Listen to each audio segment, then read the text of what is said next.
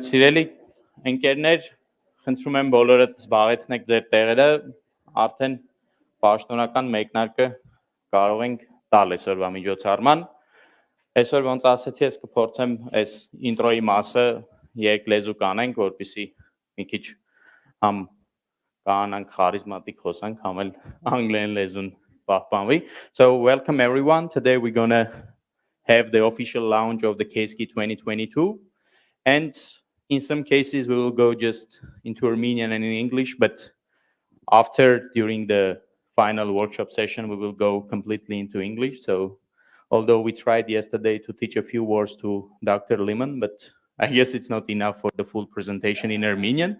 So it's going to be completely English one. So first of all, I'd like to say thank you to all the participants, to the students especially, to the participants, to our coaches, to all those people for whom actually this event is done. Because without you, regardless who is partnering with us, regardless who is sponsoring us, regardless whose case it is, I think it wouldn't make a sense to start all this process. You are the people, both the students, the participants, and the coaches who are motivating us during the last 2 years and who is pushing us to do it better and better. And we hope that in a few years, it wouldn't be any longer a local competition. We would be able to turn it at least to the regional one. So we will have participating teams from other countries, and actually we can reach to the point that it will turn into a global event. So we can also attract teams from other countries who are coming to crack the local cases, Armenian cases, which is like a huge boost for everybody and for all the companies. So to keep the things short and to make everything like smooth, I would just like to say just a few thank you words to our partners, supporters, and mainly to the US Embassy, with whose support actually we were able to bring one of the best coaches to Armenia who can share his knowledge with us. Actually, it's good in a sense that I don't know how much you are familiar with the like case competitions. In reality, it's quite like closed community where all the people know each other, but nobody from outside, as I understood, know them. So it's really nice that we have a chance to get the experience from a person in like who is really good in the thing that he's gonna talk about during the next few days. Thank you to the embassy for that huge opportunity. It's the second year already that they are helping us to bring the new content, new ideas to the event. And we hope that we can move to the other steps and think about making something better and bigger in upcoming years. And also thank you to the central bank that is actually supporting us to make the things go as it's supposed to go. Because like the central bank is believing in us again for the second year, and with help of them, we can make the event better. And last but not least, thank you to the people who are going to talk today, who are going to deliver opening remarks and also keynote speeches. Because believe me that nobody who is going to talk today is like here just because, like, I don't know, it's in English, make a չկայել է որ ուղակի կանչել են իրան։ Այս բոլոր մարդիկ են ում այսօր որ խոսալու են, մենք հույս ունենք, որ դուք երիտասարդներդ ինչ որ տարիներ անց կփորձեք նմանվեք իրանց կամ իրանք ձեր համար կլինեն մարդկային կերպարը, ում դուք կցանկանաք նմանվել կամ ում խորհուրդներով կամ ում մտածելակերպով, ում քայլերով դուք կփորձեք առաջնորդվել, ու եթե այսօր իրանք ձեր համար sense մարդիկ են, ովքեր ձեռնարկատեր են, բիզնեսներ ունեն, որոշակիորեն այդքան հասանելի չեն թվում, ես վստահ տենց կարող եմ ասել, որ ճանաչելով մեր մասնակիցներին, խոսելով բոլորի հետ, մի 10 տարի հետո դուք արդեն հավասարին հույս ունեմ իրանց հետ կկարողանաք նստել, արդեն ձեր ընդհանուր ինչ-որ բիզնեսներ, ձեր ընդհանուր գործերը կկարողանաք քննարկել։ Հենց որ այդ հավատացեք, մենք որևէ ինչ-որ կամայական, պատահական մեխանիզմով այդ ամեն ինչը չենք արել։ Դե ինչ, երևի թե իմ կողմից այսքանը, so we can move on, just I'll bring the clicker. And we have only 3 talks now and 3 keynotes. Later we will start everything. So I would like to ask Arshak to come for the welcoming speech. Arshak is the co-founder of the CaseKey.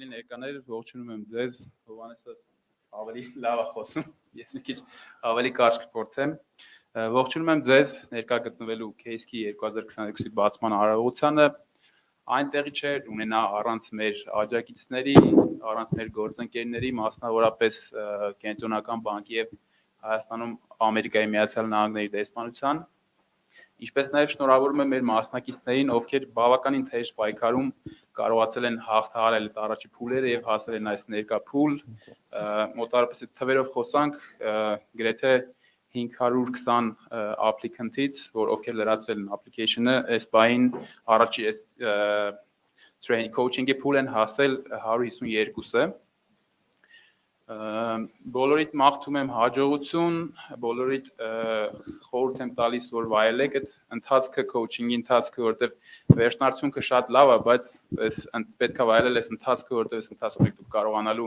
ձեռք բերեք այդ գիտելիքն ու կապերը։ Եվ խորհուրդ եմ տալիս լինել ավելի ագրեսիվ ու ավելի նպատակասլաց։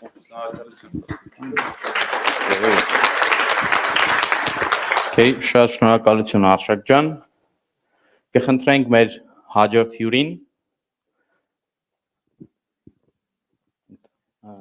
Can I ask you to maybe this one is a bit not that or it's okay. Sure, it's okay. Yeah. What is this? Co-host Manglarenov. I'm Benjamin Burns. I'm the Economic and Commercial Officer at the United States Embassy here in Yerevan. Dear partners, students, guests, Dr. Limon, I'm delighted to join you today on behalf of the United States Embassy. The Embassy is pleased to support the CaseKey business case competition by bringing Dr. Sean Limon to Armenia. And I understand that Dr. Limon led an impactful virtual training for coaches last fall. However, it's so exciting that the COVID situation, at least for the moment, at least for this week, allows us to come together in person here in Yerevan. This year, the embassy is celebrating 30 years of diplomatic relations between Armenia and the United States. An increasing mutual understanding between Armenians and Americans through educational and cultural exchanges is one of the best ways to achieve our bilateral relations and advance them. As the economic and commercial officer at the embassy, I pay attention to young minds who are striving to become leaders through entrepreneurial thinking, innovative ideas. And these future and sometimes current entrepreneurs are seeking opportunities for learning and new avenues that can lead them to succeed. Business case competitions like this one can serve as one of those opportunities. They offer a unique approach to solving real-life cases where creative and outside-of-the-box thinking not only can allow them to advance their own ideas and win competitions, but it can spur new lines of thinking among participants, so we all learn from each other. Competition experiences prepare students to succeed after they graduate and open new doors of opportunities. We're very fortunate to have Dr. Limon here, an internationally recognized competition coach who brings significant experience to share with all of the participants here in Yerevan. And I'm thrilled that about 150 students, coaches, and case writers will have this exciting opportunity for their personal development. I wish I had such an opportunity when I was your age. It's really exciting. As you know, the business case competition in Armenia is brought to you by the Nation in Action initiative. The mission of the organization supports one of our own objectives at the embassy to help develop a competitive cohort of successful entrepreneurs in Armenia. I wish Nation in Action success in fulfilling its mission. I also wish all of the participants a fulfilling experience. And finally, I want to thank Dr. Limon for traveling to Armenia to undertake in what I am confident will be a very rewarding program that he can then bring back those experiences to his staff and students in Florida. Thank you very much. Arshak Karapetyan. Thank you. And I would like to ask our last welcoming speech, Garegin Gevorgyan.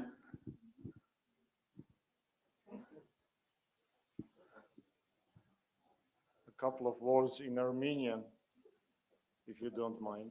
Yeah. Անցած տարի ես CaseKey մյուս կողմից էի, այս կողմից կենտրոնական բանկն էր։ Հիմա տեղափոխվեցի կենտրոնական բանկ, մյուս տարի ենթադրում եմ Միացյալ Նահանգների կողմից էի։ մի թարգմանեք ես մասը։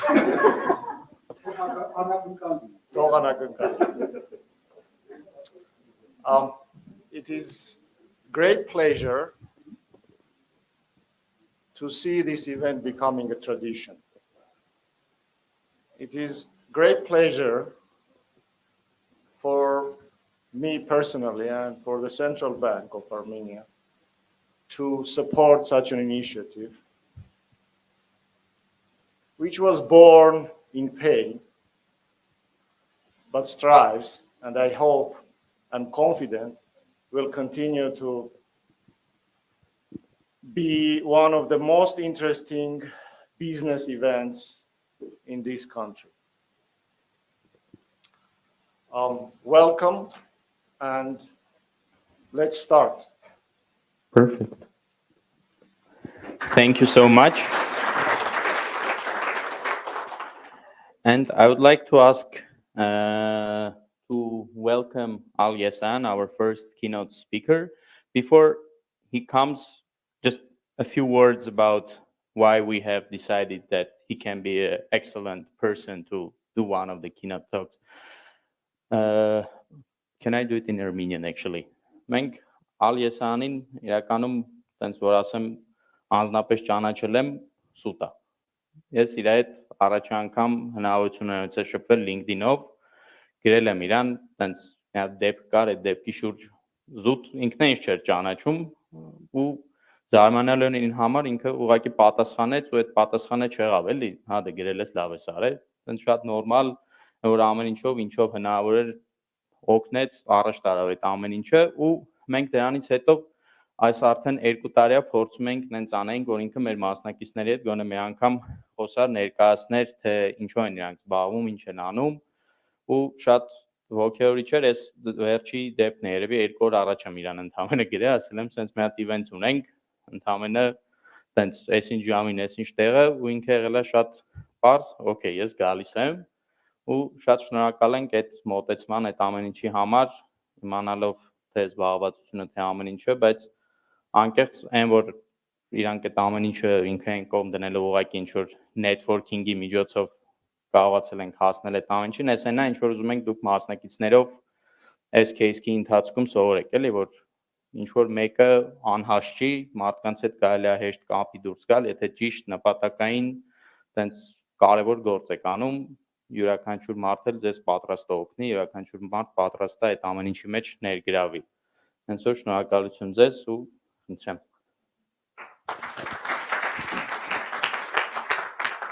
Merci. Wow, what a nice audience. Thanks for the invitation.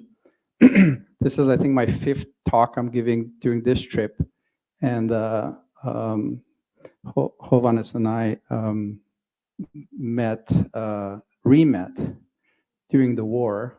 And one of the questions that have been asked since the war is, how do I feel about Armenia's future? And my answer could surprise you, which is I am more optimistic after the war than I was before the war. And everybody knows me as a very optimistic person. And throughout my talk, I'll tell you why I'm more optimistic. So all of the technical information regarding case, I'll let other speakers talk about it. I was terrible when I was getting my MBA. I was actually horrible in the case process, primarily because I have been diagnosed with having a condition called entrepreneuritis, which means there's no straight line that I follow. So whatever I share with you is my personal experience. I've started 5 companies. I knew nothing about the industries or the technologies of those companies when I started them. And I've had a few companies being bought. One company is going on now called IntelinAir, and there's future projects. I want to talk to you about 2 topics. Topic 1 is called the urgency of a lifetime commitment. So the urgency of a lifetime commitment. How many of you have started this business with your customers in mind that you really want to exceed their expectations? Just raise your hand. By the way, I know what this is, I know what this is, I don't know what this is. So I can't see all of you. So how many of you started the business to make money? How many of you started the business because you were pissed off that you didn't get the service that you were expecting? Okay. That urgency of a lifetime commitment, it really starts from that at the end of the day, if you don't really deeply care about something, you're going to lose the energy to pursue it, to pursue the goals that you want to achieve. So it all starts from deeply, deeply caring about what it is that you want to achieve. And if you don't deeply, deeply care about whatever it is that you're writing cases about, whatever it is that you're going out there and hopefully interviewing your customers about, you might as well give up now because you'll save yourself a lot of time. So don't look for things in your head that reside in your heart. So the fundamental success key for any endeavor, whether business or nonprofit or educational, is that you have to deeply care about it, that it has to come from your heart. When I started coming to Armenia, so I came to Armenia in 1996. I was born in Iran. I lived there for 13 years. Then I went to Oklahoma. I grew up in Oklahoma. I went to high school in Oklahoma. I was kicked out of high school when I was junior, when I was in the 11th grade. And I often look back at that time when I was like 15 years old and being kicked out of high school as the foundational event that has allowed me to succeed in life, starting 5 companies, selling 3 of them, and then achieving whatever that I've achieved in my life. And why do I start from that?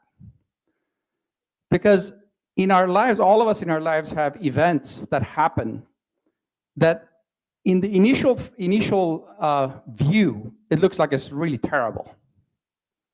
And it might be really terrible. Some of us have been beaten up as kids. Some of us have been sexually abused. Some of us have been left without parents because of the war. Some of us, there's a whole list of things that you can list. But at the end of the day, really what it comes down to is you. So at some point in time, you're going to decide that you're going to give up all those excuses. Whatever the excuses are, I'm not tall enough, I'm not, short enough, I'm not fat enough, I'm not thin enough, I'm not educated enough. And you're going to focus on your mission, the thing that comes from your heart. So once you settle that thing that comes from your heart, which is deeply caring about something, the next step is this lifetime commitment. Now, when I say lifetime commitment, an unlimited commitment, it sounds like long, right? I mean, so most people think about business. By the way, I've started 5 companies. I've started 9 companies. 5 of them have succeeded. I don't mean that lifetime commitment to a thing. A lifetime commitment to yourself, that you're going to continually grow, that you're going to continually invest in yourself. And that commitment is so important because nobody gets imagine this, nobody says, I want to be an electrical engineering, and suddenly somebody shows up and gives you an electrical engineering degree, right? Well, maybe in some countries you can go buy a degree, like a piece of paper, but are you really an electrical engineer? No. You actually have to commit long hours studying, being tested, being given feedback, right? Before somebody will say, hey, that you're an electrical engineer or you're whatever that you've chosen to be. The same thing is with business. It really is important that you commit for a long period of time to achieve the goals that you want to achieve. The third concept that I want to talk about is that once you commit to something, then over time you get better at it, right? It's sort of like if you start playing tennis, right? You don't immediately become good. You play, you lose, you play, you lose, you play, you lose, and then suddenly you start winning. And that's called competence. And unless you get to that level of competence where actually other people are recognizing that you're good, then you yourself won't achieve that confidence necessarily to kind of achieve the big goals that you're putting for yourself. And once you get competent, then you can start becoming creative. And in that creativity is what the competitive advantage that some of you are seeking to achieve against your competitors, or creating a new product, creating a new business. It does take creativity. And where does creativity come? It still doesn't come from your head, it still comes from your heart. And the fundamental thing that I want you to know, that post-creativity, you go back full circle. Why are you doing it? Who are you doing it for? And the final C, which I call the 5 C's of success that I've kind of coined for myself, is community. You're doing it for your customers, you're doing it for your families. Some of you say, by the way, it's absolutely okay to be wanting to make a lot of money. But nobody takes money with them to the next world. You want money for your projects, you want money for your, hopefully, in a way to serve your communities. Which brings me to the final concept that I want to talk to you about, which is everybody in this room has to awaken to the greatness within themselves. And if you don't wake up to the greatness within yourself and you constantly criticize yourself, then what's going to happen is as you're trying to achieve your goals, and as you have the inevitable failures towards your goal, you're going to give up. So you have to constantly have this self-talk to yourself that you will achieve your goals. Any failure is a temporary setback. And that when you're talking to your friends and when you're talking to your communities, that you ask for feedback so that you keep becoming, manifesting the greatness in yourself. The last question that I want to ask is, what is the number one compliment that you can give an Armenian? Any ideas? Raise your hand. What is the number one compliment you can give to an Armenian person? Wow, nobody has an idea what's the number one? Come on, guess. Raise your hand and just shout it out. What is who? What? Grit? No, that's not the one. Come on, be honest. Be honest. Be honest. Talented? What? Close. What else? Herein barnincha. Huh? Chelak. Chelatsi, che? That's the number one compliment you can give to an Armenian, that you're smart. Right? So if smartness was a prerequisite for success, why the hell is the country in the shape that it is? Any idea?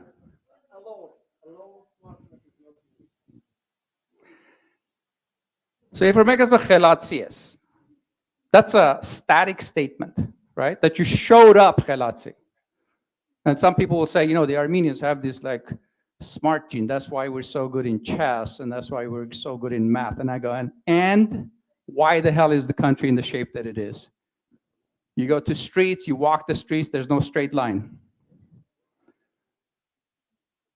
You go to park I used to have a car here, I gave up. I said, I'm never going to drive in this car, in this country again. Well, I will as soon as people start keeping their lanes and starting to use their blinkers. You look at construction sites, right? Like I live on a street that, is called Verin Antarain, and there's no trees. It's an interesting thing. It's either a sick joke or it's a nostalgic, right? And by the way, I had a professor that I used to just like corner him. I would tell him about Armenians accomplished this, Armenians were the first this, Armenians were the first that. And he said, you sound like a potato, which is the best part of your life is in the ground. All of you, every single one of you, have an opportunity to change that narrative of mediocrity to excellence. but it starts with you. It starts with the way that you do your case studies. Now, again, I told you I failed at case studies, but I'm also willing to share that the fact that you get feedback, that you give and ask feedback for feedback, is the path to getting to that excellence. So if you don't have a quest for excellence, if you really do not love your customers, if you really do not love your coworkers, and you're the chelatzi, I submit to you that you're not that chelatzi. Because the power of business is what? Service. So if I asked you, հայրեն հարցնեմ, եթե առաջ գալիս էի Հայաստանում, ինչ եք մտածում ծառա բառի առաջ։ So մեկն ասես ստրուկ։ Չէ, ամենաշատ պատասխանը, որ ստացել եմ Հայաստան, ասում ծառա ինչ, ասում միտք գնա ստրուկ։ Չէ, դա շատ ոչ ոք չի, nobody strives to be a slave, right?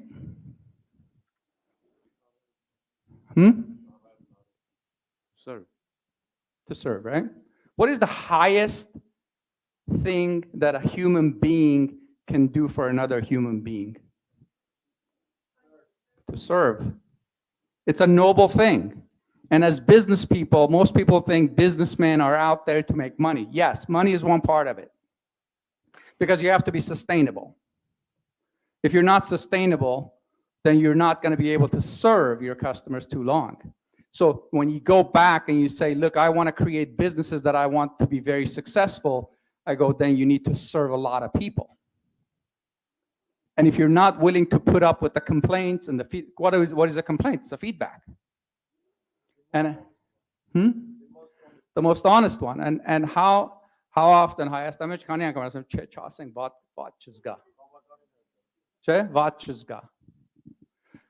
So I want to wrap up with the following, that at the end of the day, you can accomplish a lot if you don't have to take credit for it.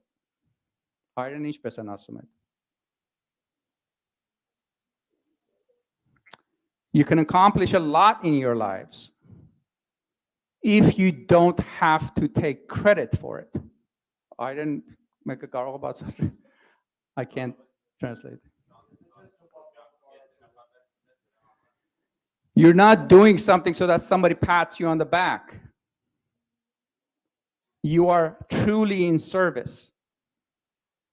Every business exists to serve its customers. And hopefully through serving its customers, serving society. Thank you so much. I appreciate it. I hope you got something out of this talk, but if you didn't, then just, I guess, reach out to me on LinkedIn. I'll try to give you more. Thank you.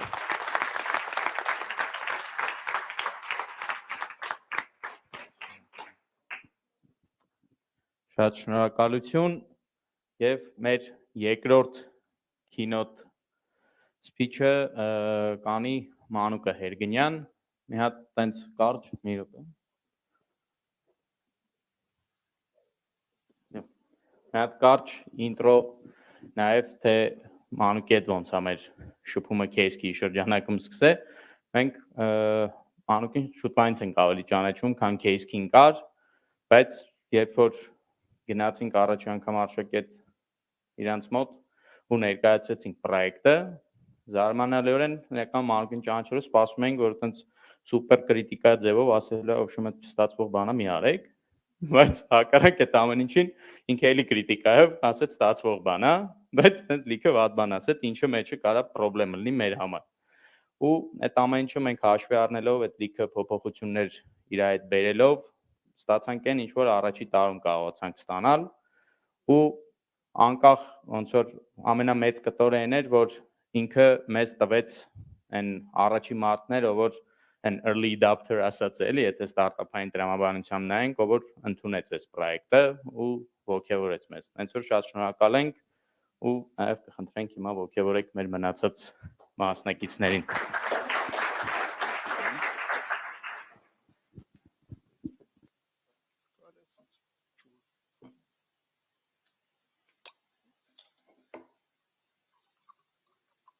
Let's drink now, really.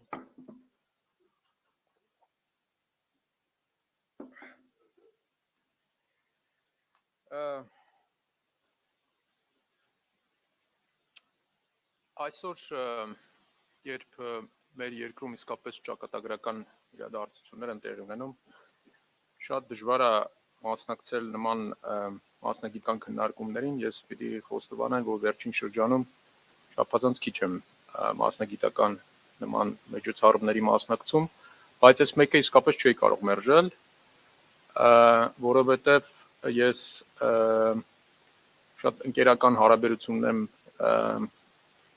CaseKey հիմնադիրների հետ եւ ընկերների խնդրանքը հնարավոր չէր մերժել, բայց հա, ասում եմ հիմա բայց մի փոքր մտածելուց հասկացա, որ այսօրվա մեր միջոցառումը իսկապես լուրջ կապ ունի մեր այսօրվա իրականության հետ, դուք երևի մտածեցիք, որ խոսքը նրա մասին է, որ եթե ամեն մեկը իր գործը լավ կատարի, մասնագիտական կարողությունները զարգացնի, ապա մեր երկիրը կզարգանա։ Իհարկե դա ճիշտ է, բայց երևի թե ես նկատի ունեմ մի փոքր ավելի խորը ճշմարտություն, քան միայն դա։ Կարծում եմ, որ մեր խնդիրների հիմնակարներից մեկը նրանումն է, որ մեր մոտ շատ քիչ խնդիր լուծողներ կան։ Ոչ թե խնդիրներից փախնող, ոչ թե ուրիշին մեղադրող, ոչ թե վախեցող խնդիրների լուծումներից, այլ իսկապես այն հայերեն ասած թևերը քշտող եւ խնդիրներ լուծող մարդիկ։ Դինի դա աշխարհաքաղաքականության, ներքին քաղաքականության, տնտեսության, կրթության, թե հոգեվոր մշակութային զարգացման ոլորտում, թե որևէ ոլորտում։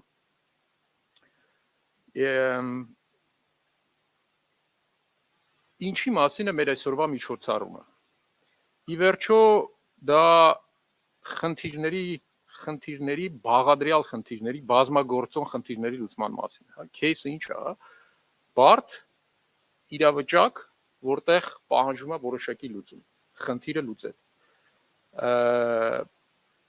Հիմա փորձենք հասկանալ, թե խնդիր լուծողի տեսանկյունից ինչ կարողություններ եւ հատկություններ են անհրաժեշտ։ Վերջի վերջո պետք է ունենալ այդ խնդիրը լուծելու կարողություն եւ երկրորդը պետք է ունենալ որոշակի հատկություններ կամ երևի ավելի թե հին լեզվով ասած առաքինություններ, հա։ Ինչ առաքինություն պիտի ունենա մարդ, այս ավելի խորը ֆունդամենտալ արժեքային մակարդակը, որպեսզի խնդիր լուծող լինի։ Առաջինը ես կառաջացնեի դա քաջությունն է եւ համառությունն է։ Երևի դուք ովքեր Արիստոտելին մի փոքր կարդացել են, իմանան, որ քաջությունը ամենակարևոր առաքինություններից մեկն է Արիստոտելը համարում։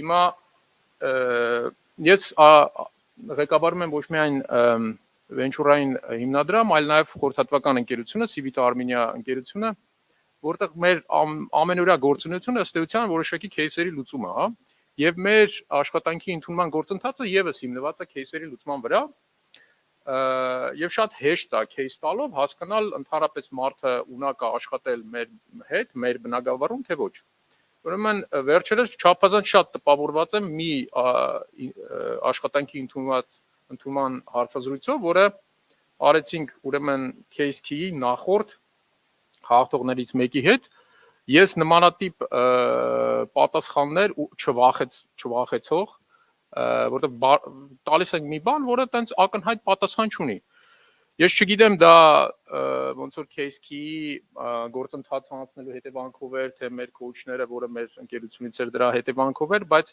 իսկապես կարող եմ փաստել, որ այդ տպավորված եմ, որ նմանատիպ արդյունք կարող ենք ունենալ։ Երկրորդ կարևոր առաքինությունը այստեղ դա խոնարհությունն է։ Կմտածեք ինչ կապ ունի խոնարհությունը, հա, кейսերի լուծման հետ։ Մարդ, որը կարող է ընդունել իր սխալները եւ ոչ միայն մի անգամ ընդունել, այլ անընդհատ ընդունել։ Դա ըստ էության խոնարհության բուն սահմանումն է։ Այսինքն кейս լուծելուց դուք պետք է միշտ մտածեք, որ այն ինչ որ ես հիմա մտածում եմ, դա կարող է սխալ լինել։ Եվ երբ որոշակի ունեմ ինֆորմացիա, որը հերքում է իմ նախնական վարկածը, ուրեմն ես սխալ եի։ ուրեմն շատ տարածված մի պրակտիկա կա արդեն venture-ային ոլորտից ասեմ, ստարտափերիում շատ զարգացված է այսպես կոչված արագ նախատիպավորման կամ rapid prototyping։ Լսել եք դրա մասին։ Ո՞վ է լսել։ Ինչ է նշանակում rapid prototyping-ը, կարող եք ասել։ Լավ, rapid prototyping-ը նշանակում է հետևյալը, որ մենք չենք սպասում մինչև վերջնական product ունենալ, այլ ունենում ենք որոշակի նախատիպ product-ի, որը դեռևս կատարյալ չի, որը մենք մտածում ենք, որ դեռևս պատրաստ չի, որովհետեւ մենք դրանով ներկայանանք շուկային, բայց մենք շատ արագ դա ներկայացնում ենք հաճախորդներին, գցում ենք շուկա, որպեսզի կարողանանք դրանից հետդարձ ունենալ։ Եվ մենք հասկանում ենք ինչ սխալներ ենք արել։ Եվ այդ սխալների հիման վրա մենք արագ սովորում ենք։ Հա, սա օրինակներից մեկն է, որ ինչպես կարելի է այդ մոտեցումը ունենալ, որ ի վերջո, եթե մենք չենք սխալվում, ուրեմն մենք չենք սովորում։ Սովորելու գործընթացի ամենակարևոր ուրեմն կոմպոնենտը դա սխալներն է ու սխալների ընդունելու քո հատկությունն է, որ դու սխալական ես եւ դու ավելի շատ միշտ լինում ես ավելի շատ սխալ, քան ճիշտ։ Հաջորդ առաքինությունը, որ ես կուզենայի նշել, դա լայնախոհությունն է։ Այսինքն խնդրին տարբեր դիտարկություններից նայելու կարողությունը։ Որտեւ մենք միշտ ունենք մի դիտարկում, հա, մի կողմից ենք նայում ինչ-որ մի տեղ, բայց այդ դուք տեսեք, դուք ուրիշ տեղից եք նայում այս դահլիճին, հա, ես ուրիշ կողմից եմ նայում այս դահլիճին։ Երևի այդ բանի մասին լսել եք Էյնշտեյնի հայտնի ասածը, որ ասում է, որ խնդիրները չեն կարող լուծվել այն մակարդակի վրա, որում նրանք դրված են։ Եվ երևի նաև փղի այդ մութ սենյակում փղի պատմությունը լսել եք, թե չէ, չգիտեմ։ Երբ որ մութ սենյակում փիղա ու մարդիկ են ու փորձում են հասկանալ ինչի են բախվել, մեկը ոտից է կախվում, մեկը փոչից, մեկը կնճիթից, մեկը ասում է այստեղ ոտ է, այստեղ մյուսը ասում է չէ, սա փոչ է, մյուսը ասում է չէ, սա կնճիթ է։ Երբ որ լույսը վառում են, պարզվում է դա փիղ է։ Այբ որ դուք միայն սեփական դիտարկությունից եք դա նայում, ձեզ լրիվ ուրիշ բան է թվում։ Բայց կան այլ դիտարկություններ, այսինքն լայնախոհության առաքինությունը հնարավորություն է տալիս խնդրին դիտարկել տարբեր տեսանկյուններից։ Հիմա սա ավելի շատ ոնց որ ֆունդամենտալ մակարդակով, կարողությունների մակարդակով խնդիր լուծելու համար ինչ է անհրաժեշտ։ Նախ եւ առաջ հասկանալի է, որ գիտելիք։ Ինչ է գիտելիքը։ Ինչ-որ մեկը ուզենա սահմանում տալ գիտելիքի։ Արդյոք գիտելիքը միայն տեղեկատվությունն է։ Այսինքն եթե դուք ունեք ինֆորմացիա շատ, դուք ունեք շատ գիտելիք եւ կարող եք խնդիրները լուծել։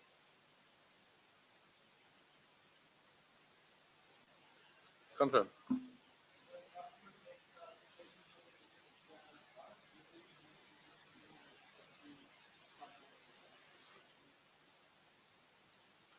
Իհարկե դա պետք է, բայց դա երևի մի փոքր այլ կարողություն է։ Ես գիտելիք ավելի շատ կսահմանեի դա տարբեր տեղեկատվության միջև կապերի արկայությունը։ Այսինքն որ դուք կարողանում եք տարբեր ինֆորմացիաների միջև կապեր գտնել։ Որտեվ դրանք եթե ուղղակի ինֆորմացիաներ են ձեր գլխում միտեղ տեղավորված, դա դեռ գիտելիք չի։ Գիտելիքը դրանց միջև կապերն է։ Ասոցիատիվ կապի մասին երևի մտածել եք։ Հիմա օրինակ բերեմ իմ պրակտիկայից, երբ որ մենք Հայաստանի ինովացիոն համակարգի մասին մի զեկույց էինք անում, մենք բավական շատ տանջվեցինք նրա վրա, որպեսզի մի framework, այսպես ասած, մոտեցում ձևակերպել, որպեսզի կարողանանք այդ խնդիրը լուծել, որտեղ շատ բարդ է, բազմաթիվ գործոններ կա։ Ոնց է մոտենում այդ խնդրին։ Ինովացիոն համակարգը բազմաթիվ ուրեմն բաղադրյալ տարերից է բաղկացած։ Ասոցիատիվ մտածելակերպի միջոցով մենք օրինակ Մասլոյի բուրգով է լսել։ Մասլոյի բուրգի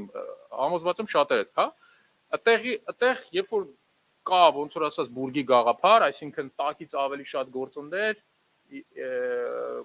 պայմանավորում են վերևի ավելի փոքրաթիվ գործոնների ուրեմն գործունեությունը, հետո իրենք էլ իրենց հերթին պայմանավորում են ավելի վերևի մակարդակի ավելի փոքր գործոնների արկայությունը, հա, կամ գործունեությունը։ Զուտ այդ ասոցիատիվ ոնց որ ասած մտածելակերպից մենք եկանք մի framework մտածեցինք, որով հնարավորություն ունեցանք ինովացիոն համակարգը վերլուծել։ Այսինքն լրիվ ուրիշ բնագավառից, հա, միգուցե ասենք դա սոցիալական հոգեբանության կամ մարդկային պատմությունների եւ այլն, եկանք մեկ այլ բնագավառ ու փորձեցինք մատ լուծում գտնել, հա։ Հիմնականում լուծումները ընդհանրապես այսօր գիտության մեջ եւս, ուրեմն հիմնական հայտնագործությունները տեղի են ունենում միջառարկայական այդ ոլորտներում, այսինքն մեջ դիսցիպլինար բաներում, այսինքն օրինակ ֆիզիկայի եւ կենսաբանության, մաթեմատիկայի եւ կենսաբանության եւ այլն։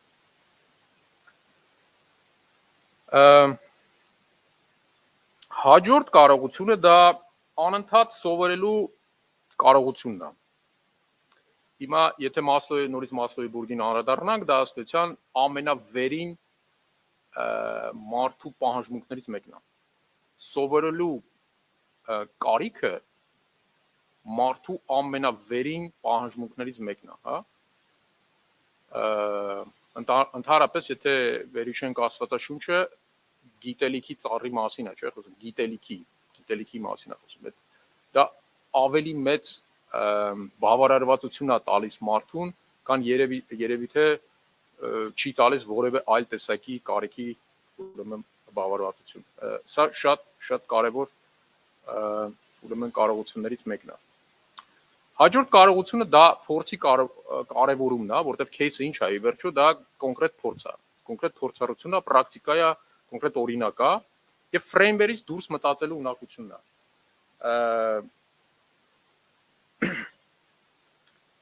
Հիմա դες մի օրինակ բերեմ,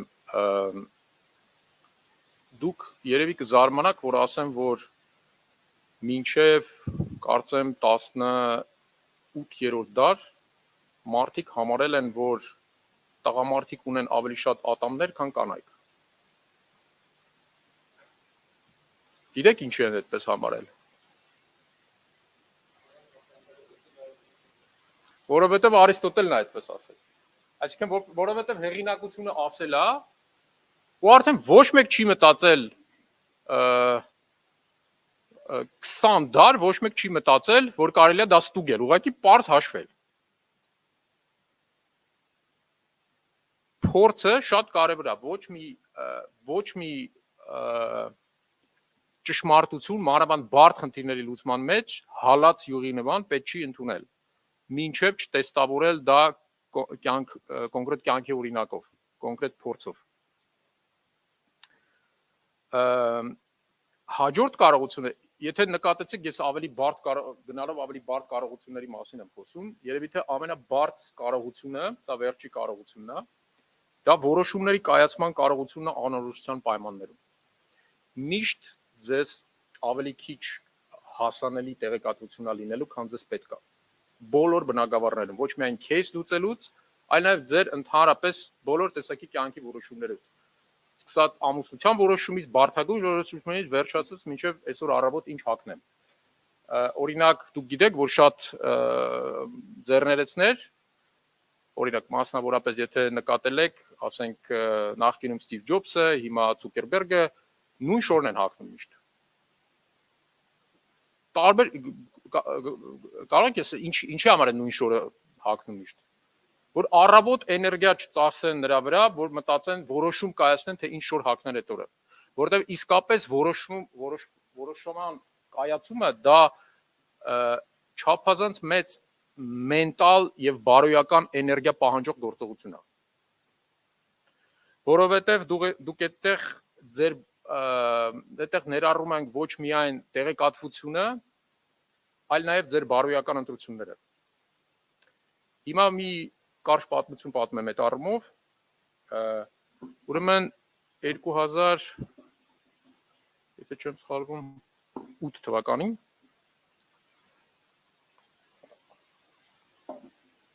մենք բարձրանում էինք Արարատ, որպեսզի նկարահանեինք Արարատի Ցիոն ֆիլմը։ Ով է տեսել Ինչարից Արարատի Ցիոն ֆիլմը։ Շատ քիչ մարդ է տեսել։ Ես ձեզ կարող եմ խորհուրդ ամենաօգտակարը լինի ձեզ այս ամբողջ բանից։ Խնդրում եմ բոլորիդ խորհուրդ եմ տալիս նայեք այդ ֆիլմը, որտեղ այդ ֆիլմը մեր ինքնության մասին է։ Դա հայկական ներկայության մասին է Սուրբ հողում, բայց մենք սկսում ենք Արարատից։ Սիոնը դա այնտեղն է, որը հрьяաների համար համարվում է Սուրբ լեռ, բայց որի գլխում հենց հիմա գտնվում է հայկական թաղամասը։ ուրեմն երբ որ բարձանում ենք Արարատ, մենք նկարահանող խումբ ենք եւ մեր ընկերներով 13 հոգի ենք, 6-ս ոնց որ ասած վերջում այդ վերջի մասին հասանք ու ես մի պահ եղա, որ ձեռքերս սկսեց ծառել, ես կանգնեցի, ընկերներից խնդրեցի հավելյալ ձեռնոցներ, մնացածը գնացին առաջ, այս ընկերները, որոնք ինձ տվեցին ձեռնոցներ, իրանք որոշեցին, որ իրանք հետ են վերադառնում, որտեղ էլ չեն կարող ճանապարհը շարունակել։ Ուրեմն ես մնացի բացարձակապես մենակ սարի վրա ու նույնիսկ մոտավորապես գիտեի ճանապարհը վերև։ Դա մոտավորապես 4500 մետրի վրա էր։ Արարատը գիտեք, չէ՞, քանի մետր է։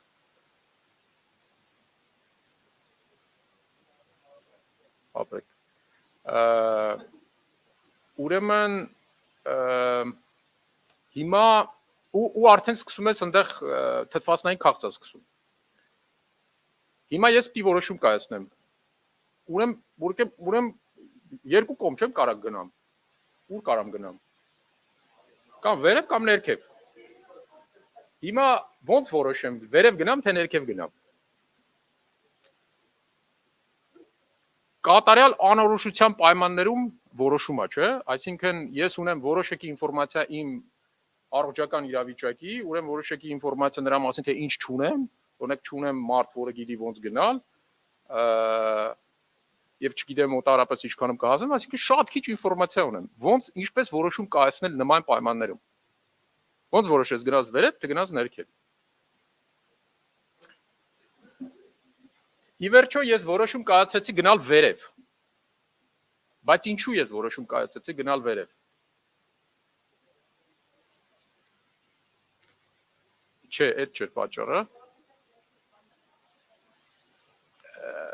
Նման է։ Չէ, ներքևում էլ մարդիկ կային։ Ճիշտ է։ Միակ միտքը, որ իմ գլխում ծագել է, որը դարձել է որոշումների կայացման հիմք, այն է, որ եթե մեռնել ավելավա վերևում։ Եթե դուք այդ ֆիլմը նայեք, դուք կես վայրկյանում կտեսնեք ինձ այնտեղ, որտեղ մոտ ասենց հազիվ ուզում եմ մի կում բան օդ շնչել, հա, այդ մոտարապես դա այն վիճակն է, երբ որ արդեն այդ որոշումը ես դա կայացրել էի։ Կյանքում բնականաբար միշտ նման կրիտիկական չեն լինում որոշումները, բայց այս կամ այն աստիճանով հաստատ որոշումներ են, որտեղ դուք չեք ունենա կատարյալ ինֆորմացիա եւ պետք է արդեն այստեղ կարևորվի ոչ միայն ձեր ինտուիցիան եւ կենսափորձը, այլ նաեւ այն բարոյական հիմքը, որը դուք դնում եք ձեր որոշումների հիմքում եւ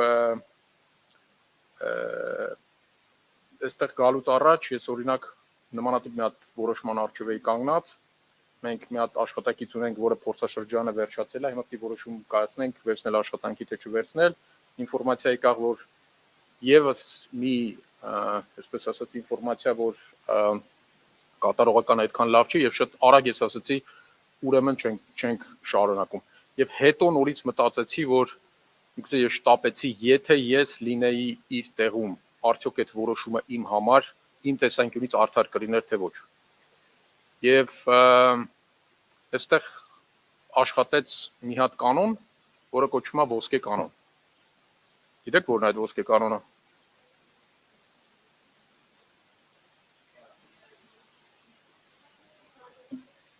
Ապրեք, որտեղից այդ կանոնը։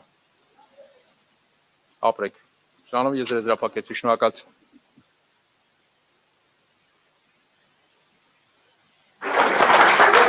Շատ շնորհակալություն։ Եվ այսօրվա մեր վերջին Keynote speech-ը որ կանի, մի րոպե, էլի փոխեմ։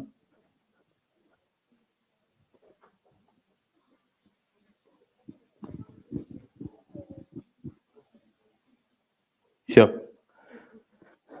Ruben Harutyunyանը, մի հատ նաև սենց կարճ ինտրո անեմ, Ruben-ի հետ ոնց ենք մենք ծանոթացել ու իրան խիենք էլի, որ սենց խնդրե, որ ինքը նաև այսօր ելույթ ունենա, Ruben-ի հետ ծանոթացել ենք, եթե չեմ սխալվում, 2018 թվականին Sevan Startup Summit-ի ընթացքում ու ասեմ էլի, այդ տենց մի քիչ անկեղծ կարամ ասեմ, բոլոր մեյլինգները, որ գրվում էր այդ ժամանակ, Ruben-ը նաև Fast Angel Network-ի անդամ է, այսինքն ինքը նաև angel investor-ան հենց որ այդ հաշվի առեք։ Մենք որ գրում էինք, անկեղծ այն ամենա sense լավ պատասխանը որ մեյլով գալիս էր ու այն հարցերը որ տալիս էր, մարդը զգացվում էր, էլի, հարցա տալի, որտեղ իրան հետաքրքրում է այդ ամեն ինչը, ինքը ոչ թե գալիս է ուղղակի ինչ որ ժամանակ անցկացնի միջոցառման ժամանակ, այլ ինքը իր եկած ամեն մի վարքյանը գնահատում է այդտեղ, ուզում է հստակ պատասխաններ ունենա, ինչ է ակնկալում, ինչ է անում, այդտեղից մեր շփումը սկսվեց ու հետո տենց լիքը առիթներ ա եղել, կարդալ իր մասին, իմանալ ինչով է զբաղվում, Ռուբենը տենց Հայաստանում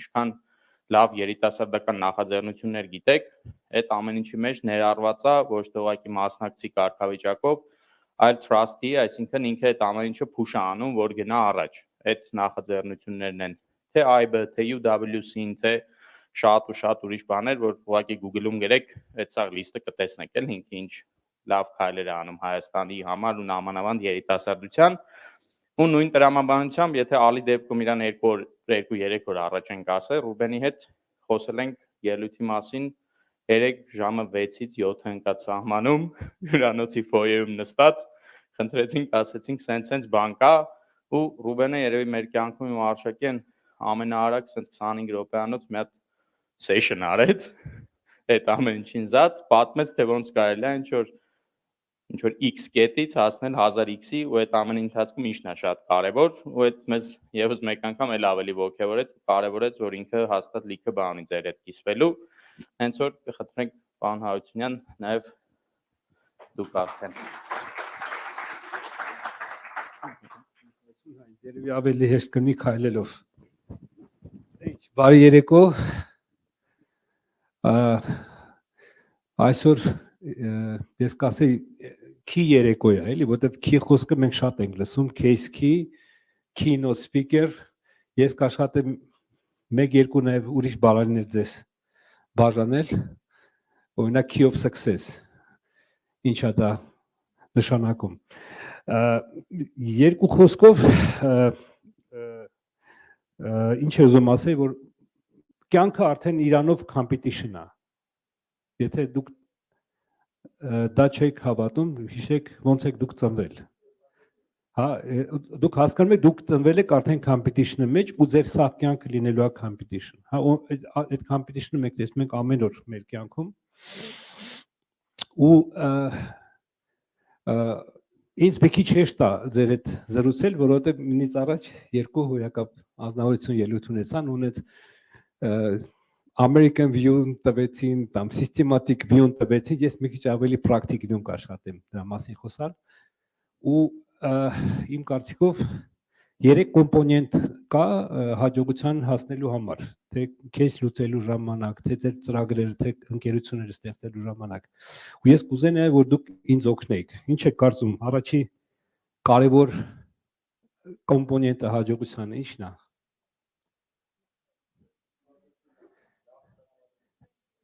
Նայեք, եկեք ասես լավ տրամադրություն լավ պատասխան է, որտեղ առանց լավ տրամադրություն ընդհանրապես ոչ մի լավ բան չի ստեղծվում։ Այդ как бы весьма необходимый, но недостаточно։ Ու եկեք ասես խոսա, ունեք ամեն մեկը ունիկալ եք ժողովուրդ, ամեն մեկը տարբերվում եք։ Ձեր ընկերությունը եթե դուք ստեղծելու եք, պետք է լինի ունիկալ։ Եթե դուք պետք է կարծեք, որ դուք լինելով կոպիան ինչ որ մի բանի կարող եք շատ մեծ հաջողության հասնել, անհնարին է։ Ես չգիտեմ այդ օրինակները։ Ինչ։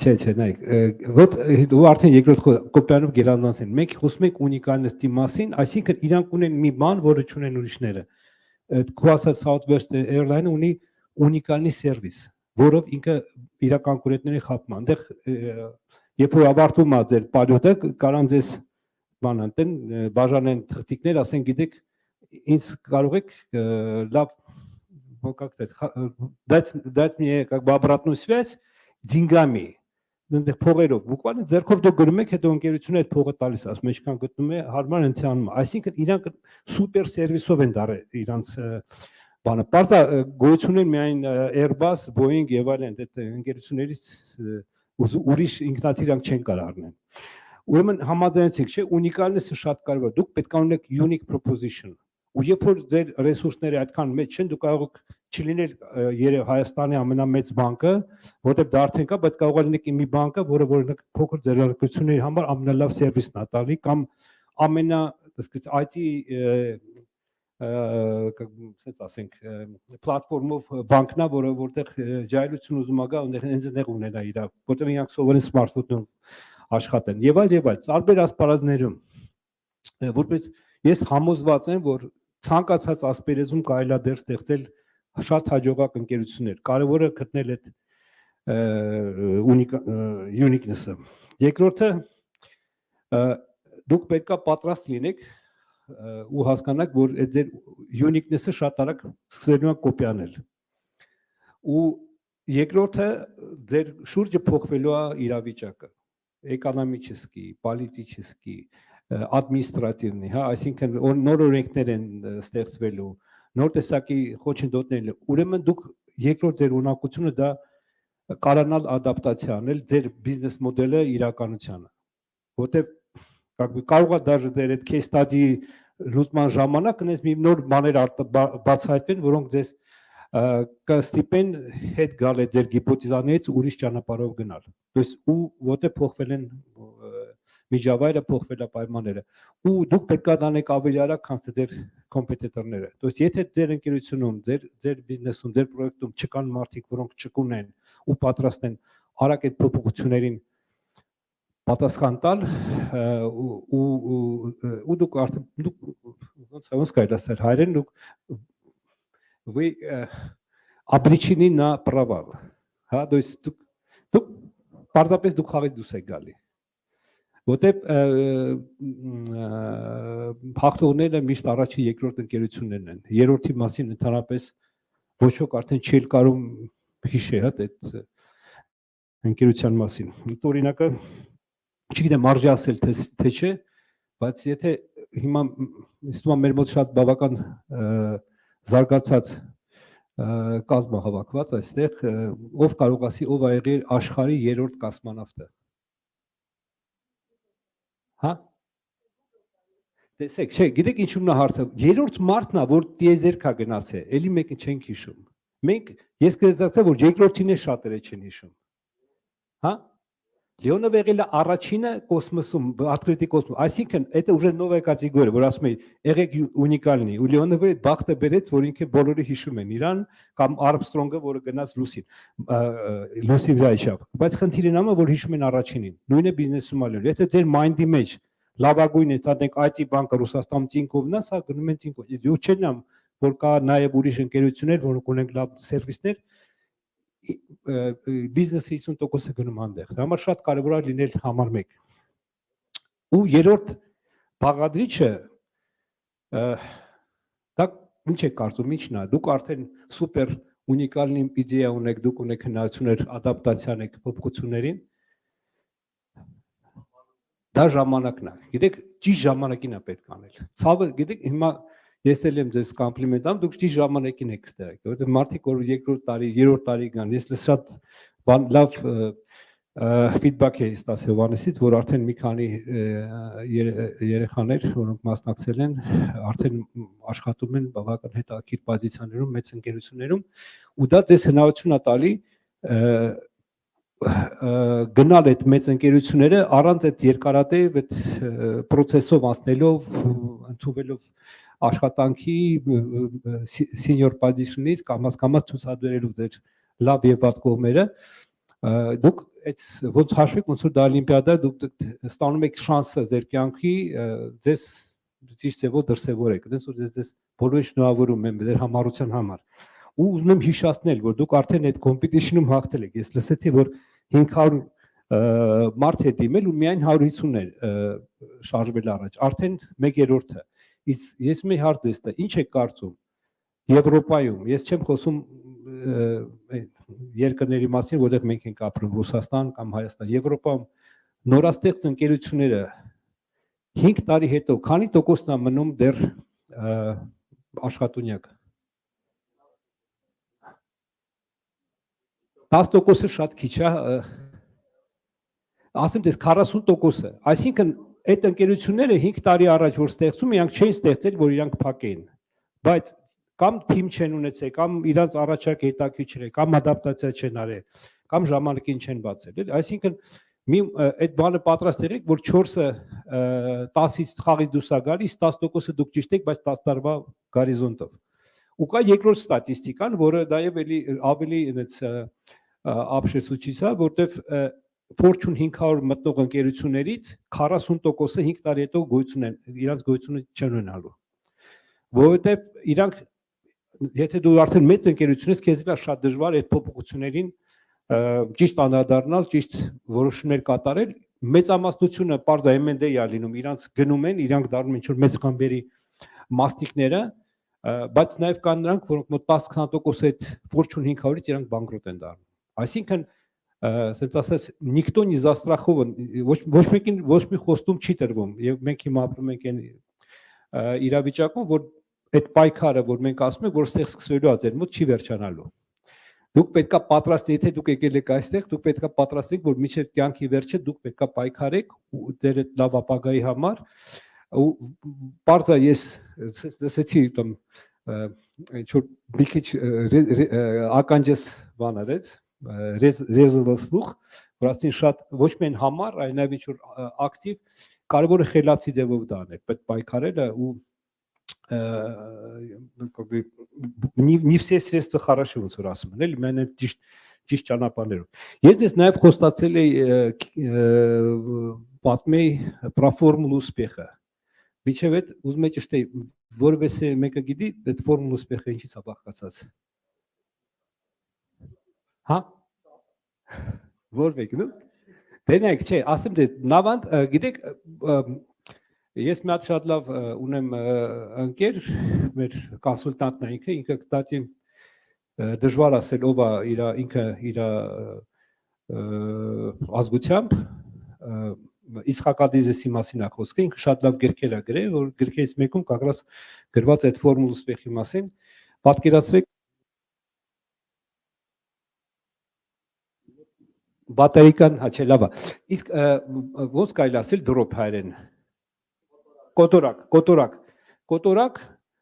Կոտորակի վերևի մասում համարիչ է ուրեմն внешний маркетинг։ Внешний маркетинг ինչ է դաշնակում internal marketing, այսինքն ինչ որ աշխարհում կատարվում է, ինչ տեսակի opportunity կա, threat կա, то есть ինչ հնարավորություններ կան, ինչ տեսակի խնդիրներ են առաջանում, դա վերևն է գտնվում։ Իսկ հայտարարը դա внутренний маркетинг, այսինքն ձեր корпоративной культурան է, այդ կոչվում է внутреннее доверие и культура внутри компании, доверие, уважение։ Ինչ է դաշնակում այդ ability of company արագ այդ որոշումներ կատարել ու ճիշտ որոշումներ կատարել, որակյալ որոշումներ կատարել, այսինքն նայում հնարավորություններին արագ իրագործումը, ինչքան ավելի արագ է իրագործում, ինքան ավելի successful է։ Ինչքան ավելի դանդաղ է այդ դժվարություններին լուծումներ տալի, ինքը ավելի հետ անգնում։ Դրա համար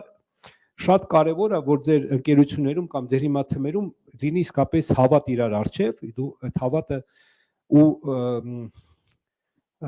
уважение հարգանքը դա ոչ միայն այն է լինելու, որ դուք պետք է իրար ժպտակ ու ասեք ինչ լավն ես, այլ լինել պատասխանատու ձեր վրա վերցած բերի վրա, ձեր վրա վերցած խնդիրների վրա, թե կազմակերպիչների դիմաց, թե ձեր ընկերների դիմաց, ու երբ որ այդ երկու բաղադրիչները դուք ճիշտ ձևով կանաք օգտագործեք, դուք ունեք շատ հաջողակ։ Ինձ ես կարող եմ երկար ճիշտ ասած խոսալ տարբեր кейսերի կամ տարբեր բաների մասին, բայց չի ուզում ընդլայնվել, ուզում եի Հովհաննեսին շնորհակալություն հայտնել այդ հնարավորության համար, որ ինձ հրավիրեց այստեղ շատ պոզիտիվ էներգիա է հավաքված, որտեղ եկել են մարդիկ, որոնք ուզում են իրաց կյանքը փոխեն, ուզում են երկիրը փոխեն, ու ես շատ ուրախ եմ այստեղ գտնվել ու բոլորին ցանկանում եմ հաջողություն։ Շնորհակալություն։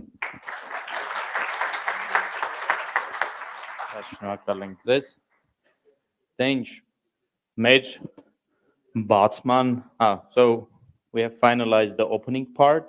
So I would just ask to Dr. Limon, is it okay? We'll make a 10-minute break so everybody will refresh themselves. They can. Perfect.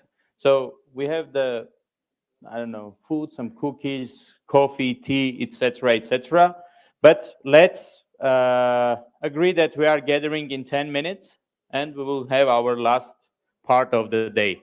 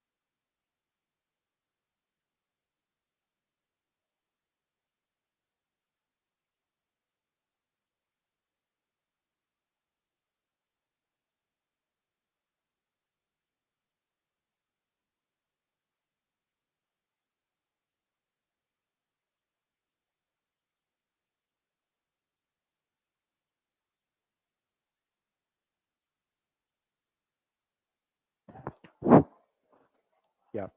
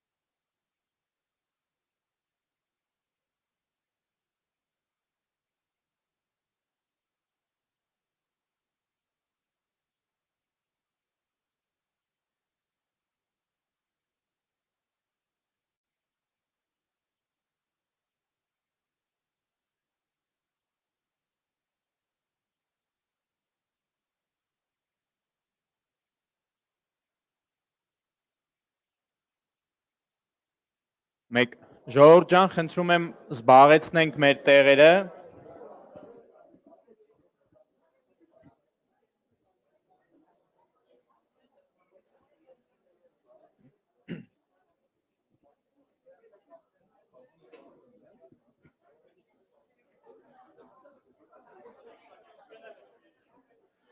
Մեկ էլ ժողովուրդ կարակ տենց հնարավորինս առաջի շարքեր գաք, որտեվ առաջի շարքերից վստահ քիչ-քիչ մարդիկ պակասել են մեր, որպեսզի մաքսիմում ինչքան կարակ մոտիկ ելնեք։ Ասեմ, մոտիկից ինֆորմացիան ավելի հեշտ է ստանալ, այդ ապացուցված փաստ է։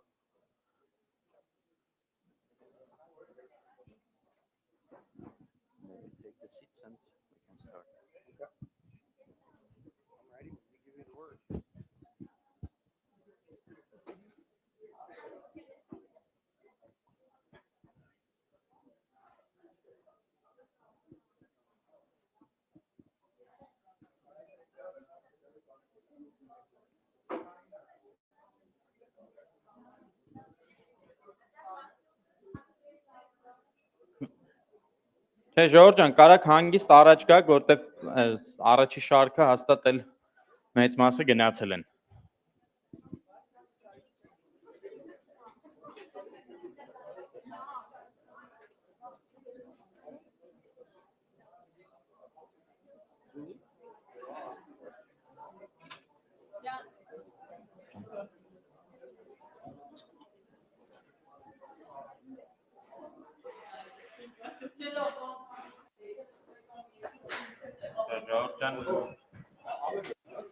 Հալը հա եկավ մենակ այդ բլոկի համար եկե։ Armenն է գնաց, հա։ Արմենից էր նոր, բայց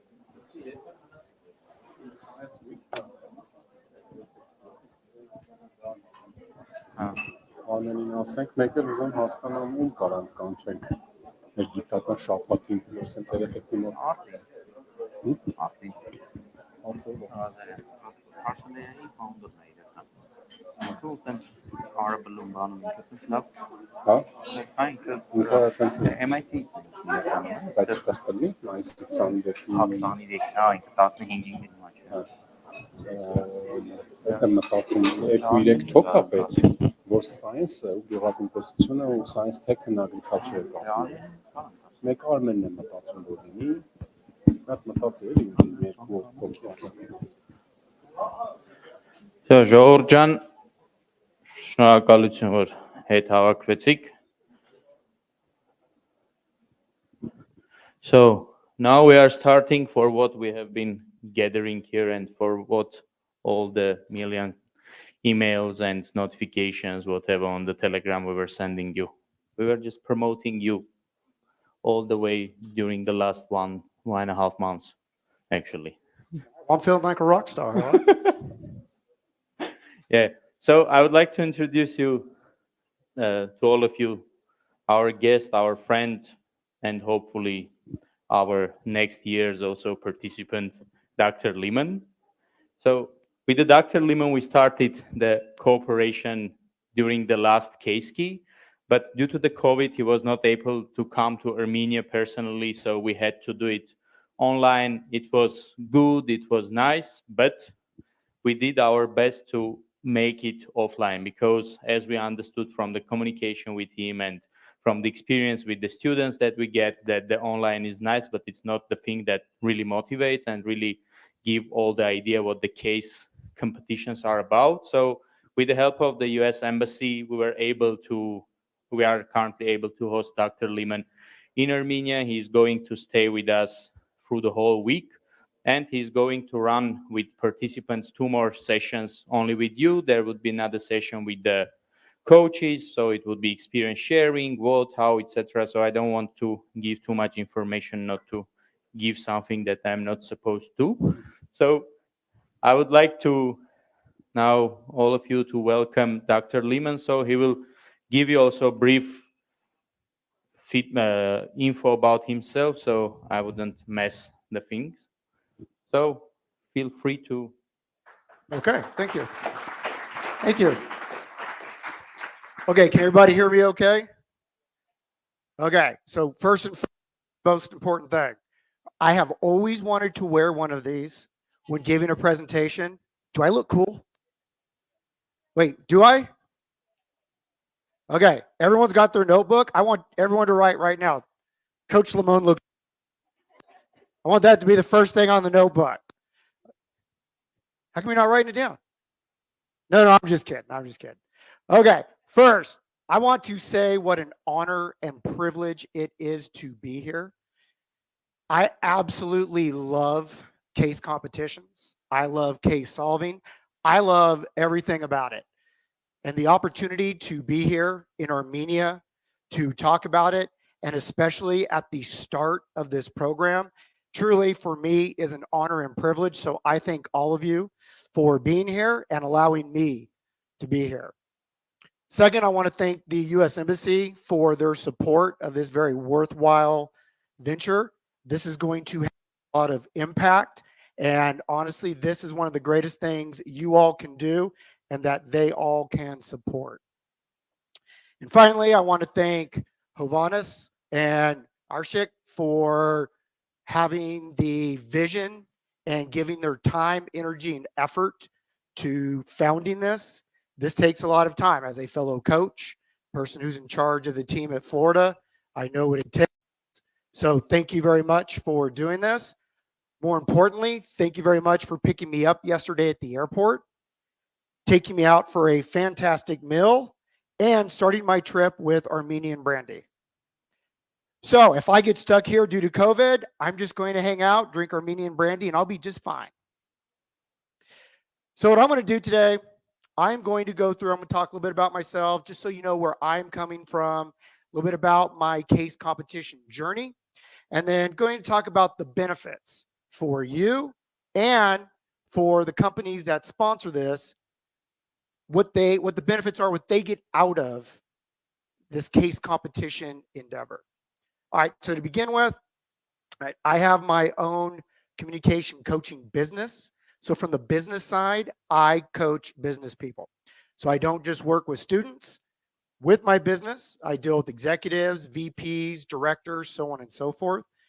Either do a corporate training program where I work with up to 12 people. Oftentimes that will be middle managers, people on a leadership track, and typically it'll be about presentation skills. That's what I'm typically asked to train and coach people on. If I do executive coaching, it's one-on-one with presidents, CEOs, VPs, people like that. So if they have a high stakes or important presentation that they are to deliver, I might get a phone call, and then I will go coach them through that process. What I'll do is communication performance coaching, where I will work one-on-one with, let's say, a director of a division or department, a team leader, and work with them on their communication with leadership, team cohesion, team dynamics, anything dealing with organizational communication. That's what I'll work with them on. And then finally, companies, they will have me talk at conferences, symposiums, lunch and learns, things like that. And the two things that they typically have me talk about, one will be presentation skills, and the other is leadership and communication. So for my business, that's what I will do in that area. Now, for the University of Florida, where I'm on full-time faculty, I am the oral communication coordinator in the Management Communication Center. What that means is I oversee the professional communication courses, the business presentation skills course, the undergraduate public speaking and business course, and I also oversee the case program. And that is where I am the undergraduate case competition coach. Now, I've been the head coach since 2014. And it has been an interesting journey, but it has been a fantastic one, which I'll talk about in a little bit. But before I get into that, I want to make sure that we are all on the same page about what is solving a case. Okay? So, I want to make sure you all know what you got yourselves into. So, someone tell me, what are you going to be doing? You're going to be handed a case? Then what? What is this thing? Somebody tell me.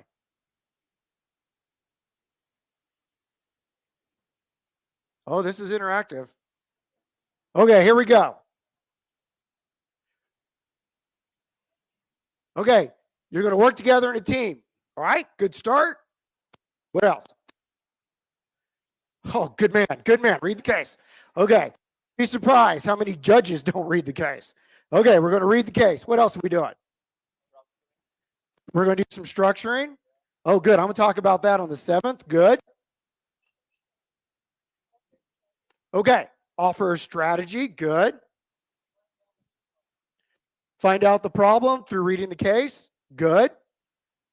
Research. Ooh, my favorite word. Analyze. Analysis. Okay. Very good. So, yes. Know your team members. Know what they're good at. Know what they suck at. No? Yo, I would recommend it. Okay. All right. So, a definition, that working definition we're going to use is this. So, you're going to be presented with a problem, need, or opportunity. So, at the very basic level, companies, they've got problems, a need, or an opportunity. And it's going to be real. They typically are. They are going to ask you, this real company, they're going to ask you to provide two things: a strategic and tactical recommendation. Okay? A strategic and tactical recommendation. Those are two different things. Okay? I would recommend you do a little homework before May 7th. Make sure you understand the difference. And it's very important to understand the difference between those two things. Right? So that's what we do. Right? That's what we're all going to do. So like I said, at a typical competition or case solving, a real company's got a real problem, need, or opportunity. They're asking you for a recommendation. If it's a problem, they're going to ask you how to solve it. If it's a need, they're going to ask you how to meet it. If it's an opportunity, they're going to ask you how to capture it. All right? So that's what we do. How do we do that? I'm not going to go over that tonight. I'm going to go over that May 7th. But that's what we do when we're solving a case. Now, I mentioned since 2014, I have been the head coach for the Hovhannes International Case Competition team. Now, it has been quite the journey. As I said, I actually started in 2012. And my first case competition, I was all excited to be there. I went. I had absolutely no idea what I was doing and what was going on. None. I didn't let him know that, but with the other coaches, my first time, it was a little overwhelming. I had no idea exactly what things are supposed to look like, how we were supposed to structure this thing, how the team was supposed to operate. I didn't know any of this stuff. Well, needless to say, the team didn't do very well. Not only did the team not do well, I had no idea why they didn't do well. I couldn't help them that well. I could tell them how to deliver better, but I couldn't tell them a lot of the important things. So I came back all fired up, wanting to do more. 2 years later, I became the head coach. Now, along the way, there was a team that was particularly good. I mean, really good. Like basically, if they showed up, they won good. That's how good they were. Many of the other coaches obviously did not like them. However, and I encourage all of you to do this, respect them. And I did. I respected them so much that somehow they've got something figured out that I don't, that I studied them for 2 years. I watched videos about them. Every time they presented, I took notes. I deconstructed what they did to try to figure out what it is they're doing. It took me about 1.5 years, 2 years to finally figure out what was going on. So in 2014, I felt like after 2 years, I had a handle on things, and we started getting better, and we started doing better. And then in 2015, that's when we started winning our first case competitions. So I think one of the reasons I'm here is, Hovhannes alluded to it earlier. So there is, it's called the Champions Trophy, and it's in Auckland, New Zealand. To get there, you have to win certain competitions, or you have to qualify by accumulating enough points. Think of it as the World Cup of case competitions. Okay, think of it like that. So you don't just get invited, you've got to qualify. So the first time we qualified was 2016. And so from 2016 on, there's been 6. So the claim to fame in our program right now is from 2016 and for the next 6 years, we've won 3 of those 6 champion trophies. So I think that might be the reason that I was here. I would love to take credit, but I will tell you all of the credit for why we do so well goes to my team or goes to all of you. Because all of you are the ones performing. Your coach, they're going to tell you, things you need to do, things to focus on, but you're the ones that got to go execute it. So all these years have been an accumulation of the energy, the effort, the commitment, and caring that the team, all the students that are on the team, that they've had to making it to where we are today. As much as I'd love to stand up here and credit, I certainly cannot. So for all of you, you are in a fantastic, wonderful position. You are starting a brand new program. In many ways, I'm jealous. I remember the excitement and thrill when we really got serious about ours. So you get to be part of this from the ground up. So kudos to all of you and enjoy this. But as I said, watch how people present what they do and take a lot of notes and learn from their mistakes, but also respect them and learn well. And then utilize that. Because that's how we got to where we are today. All right. So that is how I got here. Been doing this since 2014. And as I said, this is absolutely my favorite thing to do on campus. I've been trying to figure out how to make it my full-time job. They won't go for that, but they've given me a good enough contract to where maybe we're able to make it work. So for many of you, I know for our team, this becomes a passion, a commitment.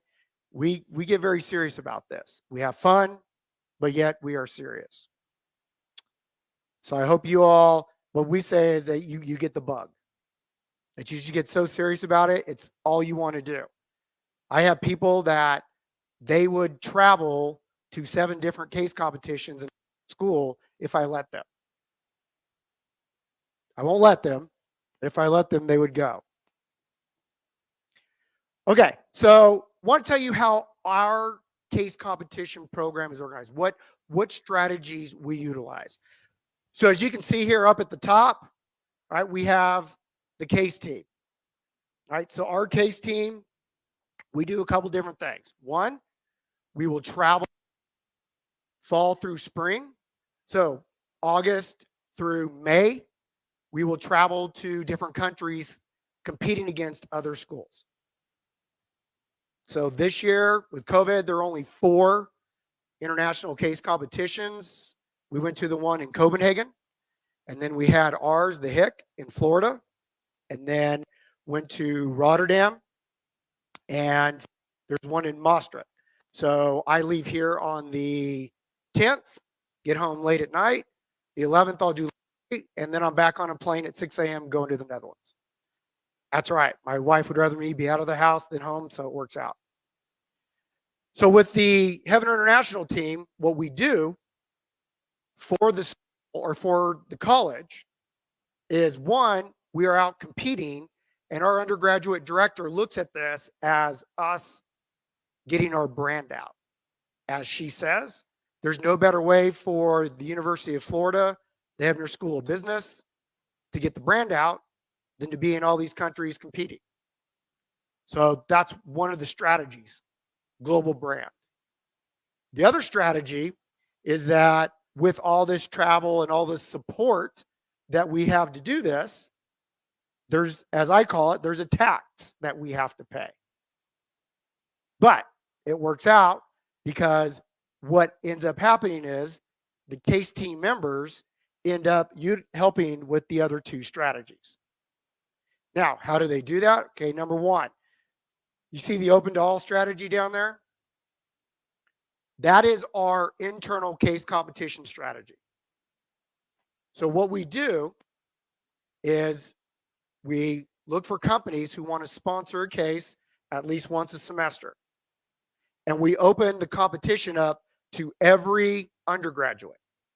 So we have about 4,000 undergraduates in the UF. Open it up to all of them. So the goal is to give everyone we can the experience of solving a case. Now, who do you think runs that? Who do you think is going to run that? Who? Yes, your team. Correct. So the team runs it. I take all the credit. They do all the work. Okay. Good middle manager there. So we are putting it together as though we're running a regular case competition. Now, for us, it's relatively easy because we run the Hovhannes International Case Competition. So if we can have anywhere from 16 to 20 international teams come to the university for a week long, we can handle a Friday afternoon. So we're in charge of that. So we do that at least twice a semester. We have companies that sponsor that and work with them, and that's open to everyone. The other strategy that we have is the in-class experience. So we have companies sponsor specific cases in certain classes. So there's a leadership and management class that we have. So what happens? We have a sponsor that class or the case in that class, and the coaches are the case team. So all the students that are on the case team, so all of you would coach the teams that are in that class. They make videos, they coach them one-on-one, they do quite a bit. So what happens is, through the support for the international case team, we give back to the whole college by running the internal case and by helping out in the classes. So it works very well. So there's a lot of experiential learning that is able to go on. As you can see up here, what's on top is our international case team, all right, the HIC team, as I call it. All right, so that is our strategy at the University of Florida. As about 2 years ago, we started a really, really strong push for experiential learning. Okay, and that's what case solving is all about, experiential learning. So you're applying your business knowledge to a real world case. All right. Any questions? Any questions about our strategy, setup, the HIC team, anything at all at this point? Okay.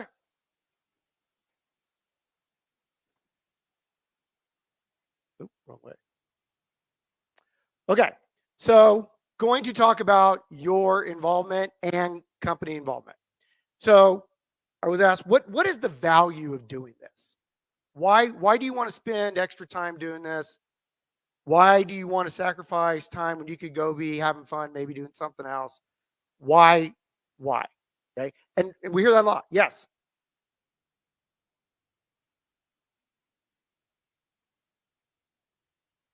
You gain knowledge and skills that will help you in your future life. Excellent. That is correct. What are those knowledges? What's the knowledge and skills that you are going to collect along the way here? Anybody? What are you going to learn doing this? What do you think are some things you're going to learn? Teamwork? Elaborate. What about?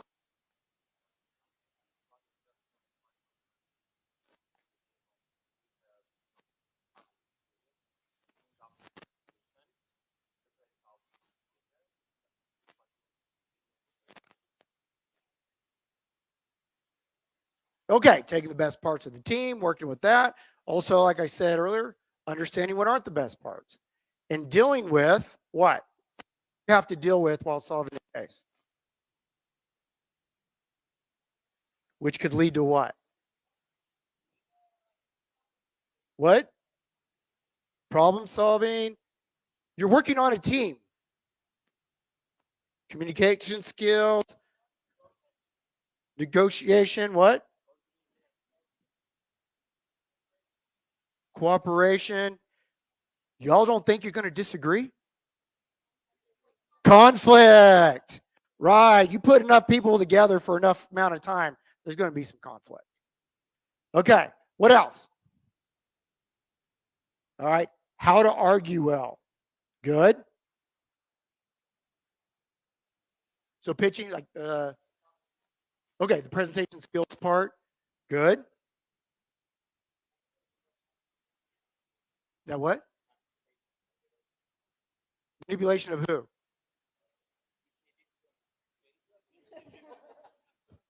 Okay, you're going to have a lot of conflict. Good luck.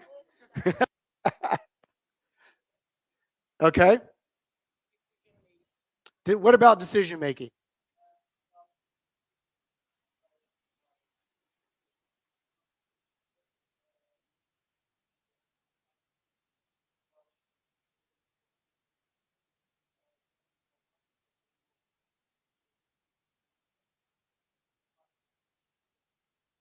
Okay, good.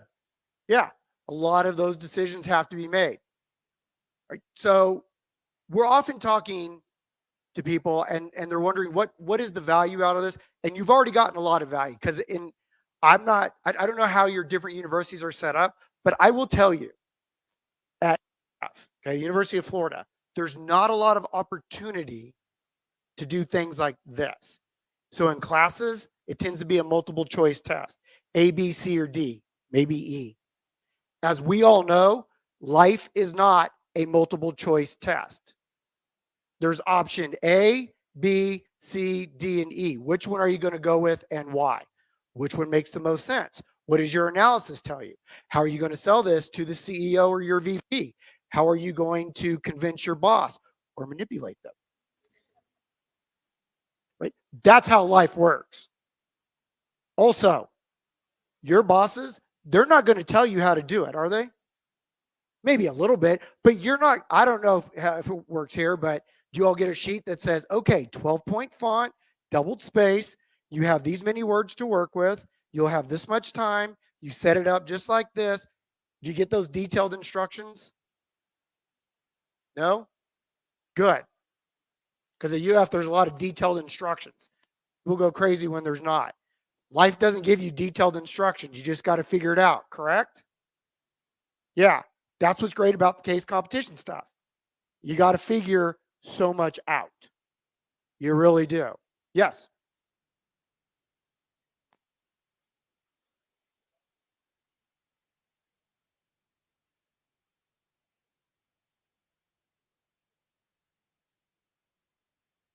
There's no need for, wait, say that one more time. There's no need for instructions if.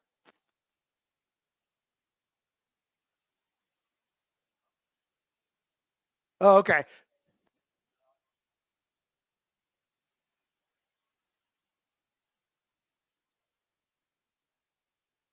Okay, so I think you're alluding to something that on our case team, what we call extreme ownership. So if you take extreme ownership, what you're doing is you're taking extreme ownership of you're taking extreme ownership of everything that happens. In other words, you cannot blame anyone else. That is part of our case team culture. So as we go along on the team, we look for people who take extreme ownership, which means, and this was talked about earlier, if somebody makes a mistake, they will say, it was my fault. I'm the one that messed up. That's a good thing. We look for that person. That's who we want on our team. Because they can look at the team and say, I blew it. I've been on teams where someone says, no, that was my fault. And then the next person jumps in and says, well, I could have done this. And the next person jumps in and says, well, you know, we have to blame because, and then they start telling us all the mistakes.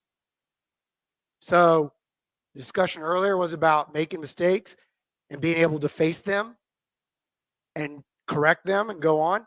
That's part of the extreme ownership idea. All right, so first and foremost, you are going to have real world business application. That's what case solving is all about.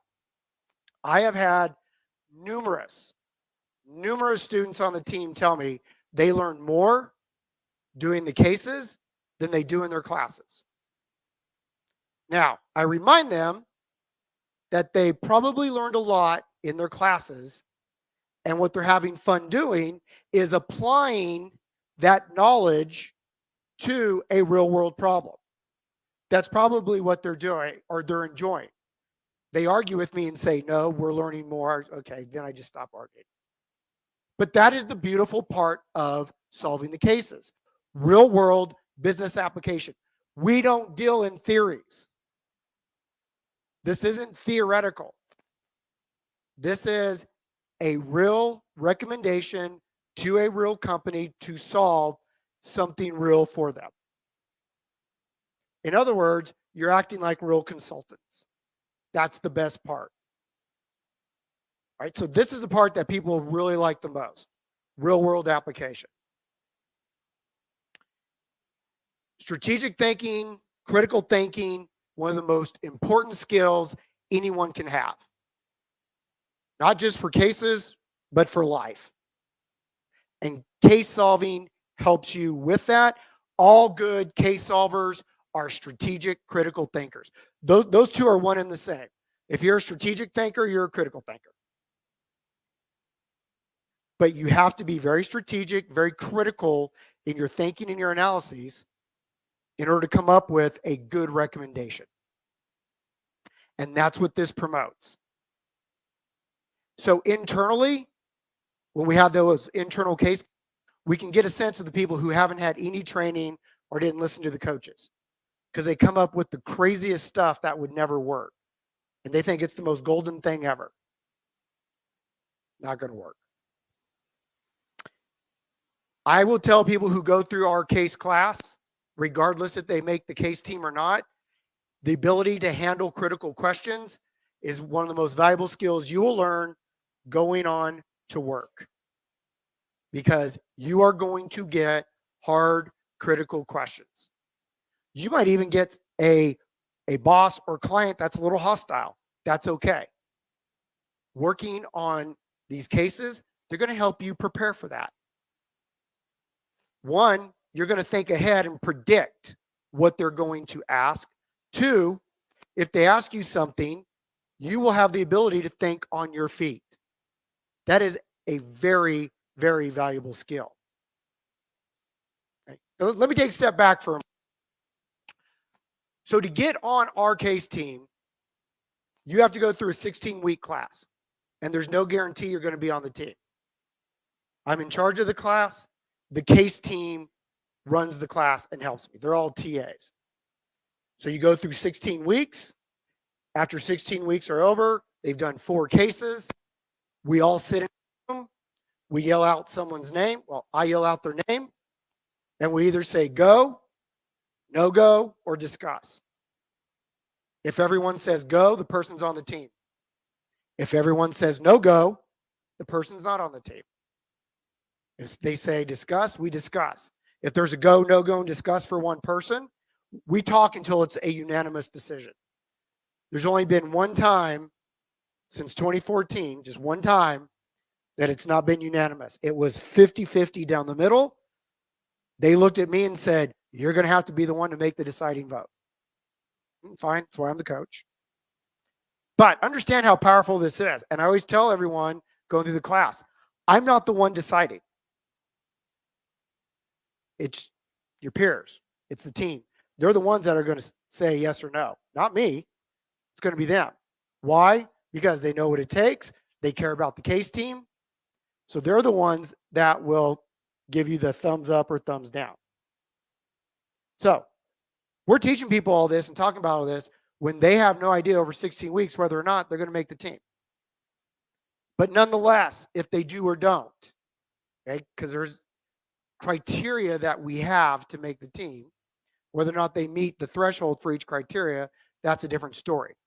But without a doubt, the number one thing that I tell them, because they don't get enough of this training at UF, is you can now handle critical questions when it feels like someone's attacking you, but they're not. My advice to someone is, if you're making a recommendation at your job and you are not getting asked any critical questions about what you're saying, I would leave that job. I would leave that company. Because every good company, they're going to ask critical questions to make sure they're getting the right answers. And when you get judges, you're going to get a lot of critical judges. So your ability to handle yourself standing in front of a room of people or judges and getting asked critical questions, that is a tremendous skill that you can take to work. Now, the other valuable skill along with this is you anticipate.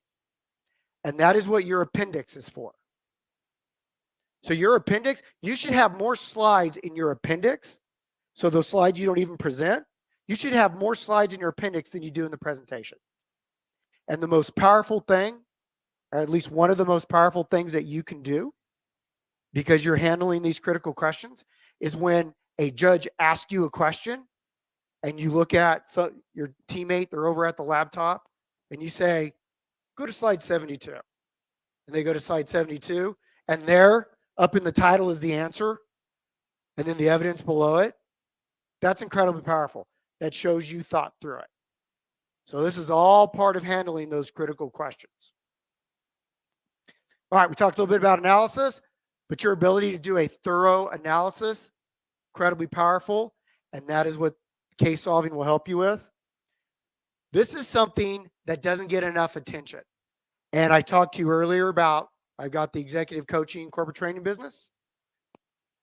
This is what I spend 50% of my time on with the client, if not 75. How to message something, how to say something, how to get your message across in the least amount of time. Clarity in a concise way. That's what all good case competitors and solvers do. They get the message out clearly and concisely. I was at a social event last week. Someone asked me what I do. I was telling them what I do, and they actually got very interested in hiring me. They said, okay, well, what benefit can you bring to me in the company? My first response was, I'm going to save you a lot of time. He said, well, how are you going to do that? I said, you know how you listen to a presentation, it takes 20 or 30 minutes for them to get everything out? I'll have them done in between 5 to 10 minutes. You can ask questions and be out of there in about 15 at tops. He goes, okay, I can see that. I can see where you're going. Okay. So clarity, it's all about messaging, making it sound good. So clear and concise. PowerPoint. Raise your hand if you're a PowerPoint whiz. Where are my Yodas of PowerPoint out here? Raise your hand. A few of you. Okay. All right. If you're not, learn or at least steal their slide deck. Make sure all these PowerPoint whizzes make this great slide deck. Make sure you have it. Why? For all the years I've been coaching, a lot of companies hire what I call my case kids. They come, I've got a number of companies, they come directly to me and say, who are your case kids? I want to talk with them. Who was in the case class? Who knows Procter & Gamble? Procter & Gamble known? Okay. Yeah. Yeah. Fortune 100 company. What? Why is that bad?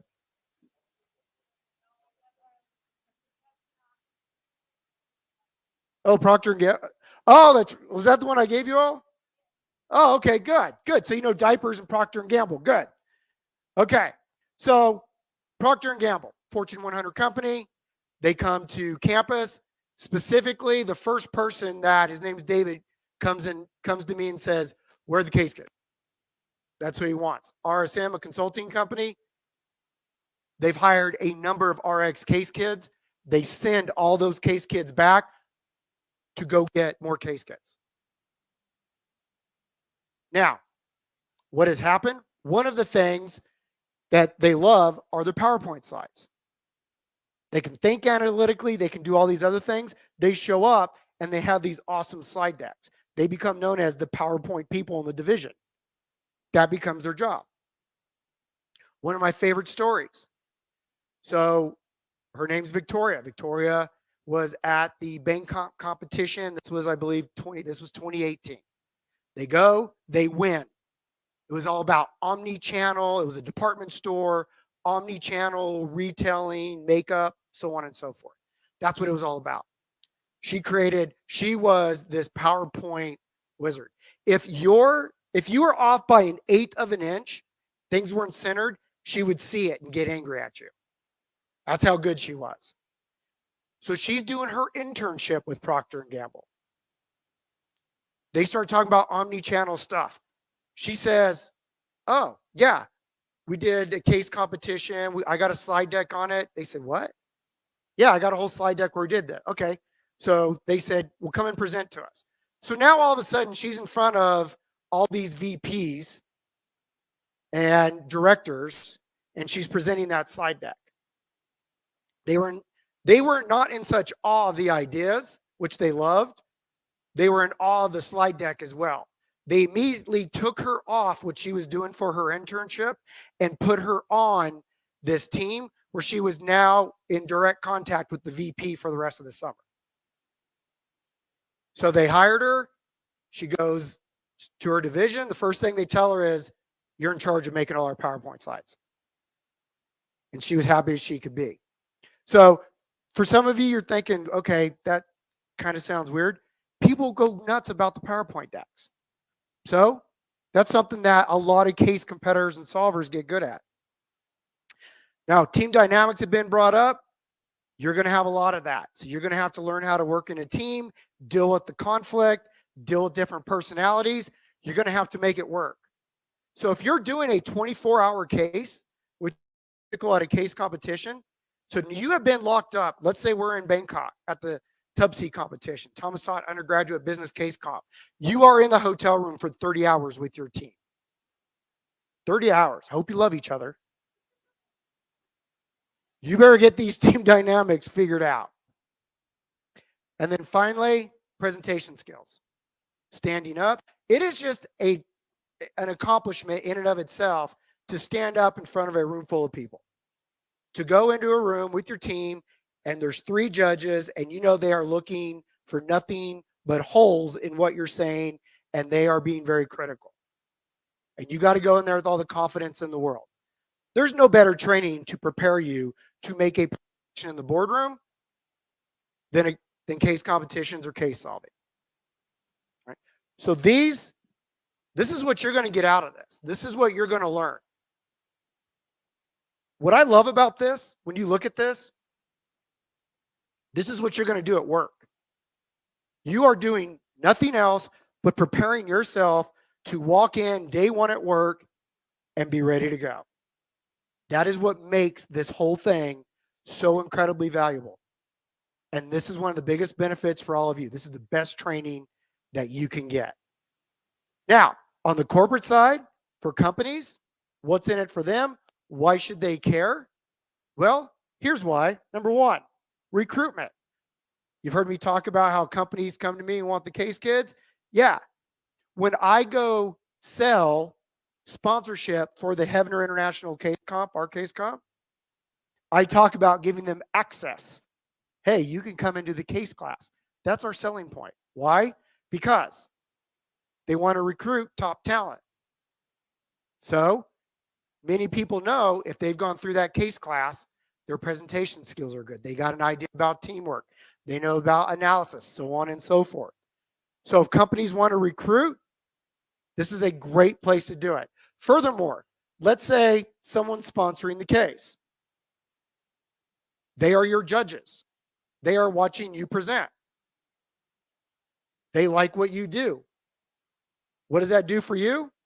Could lead to a job, correct? Yeah. So they get a watch. That's the value for a company. They sit there, they watch, and then they'll ask us, who's that? Who's that? Or they just want resumes there. And they take the resumes, they write names down, and they're recruiting people. So it's like, great. We just did an on-the-job interview, watched them present. They're smart, they're good, they get a job. Now, what's the other thing they love? Branding. So now they're on campus. They get to brand, get their name out to lots of students. It's incredibly valuable to a company to be able to, freshmen, sophomores, first, second years, get at the top of their mind, sponsor the case, talk to them, get to know them. That's what they want. They want access as early as they can, so they're at the top of people's mind that they want to recruit. And then finally, solutions. They actually want to hear solutions.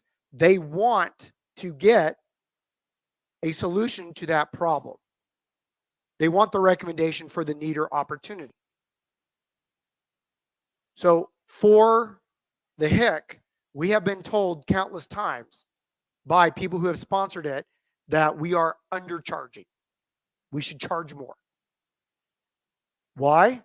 Because the ideas that they get and the number of ideas that they get are every bit as good, if not better, than what they've paid consultants 20 times more than what we've charged them. I cannot tell you how many times I've had a director, team leader, watch a team or a group present. Usually they'll listen to 4 or 5 teams present, and they will say, I cannot wait to talk to my team Monday morning. What all of these kids just did in 24 hours, my team struggles with having a month to do. And their slides don't look nearly as good. I hear that all the time.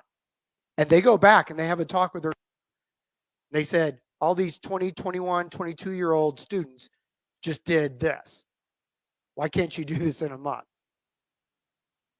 So they want solutions, the branding, the recruitment. That's what's in it for them. Now, I don't know about all of you, but probably that one at top, that's what's in it for you, getting recruited. All right. So oftentimes, what do we see with either the quality that people go in with or that they come out with? First and foremost, what is one of the most valuable skills, traits, positions at any company? Who said that? Very good. Very good. Leadership. Number one, leaders.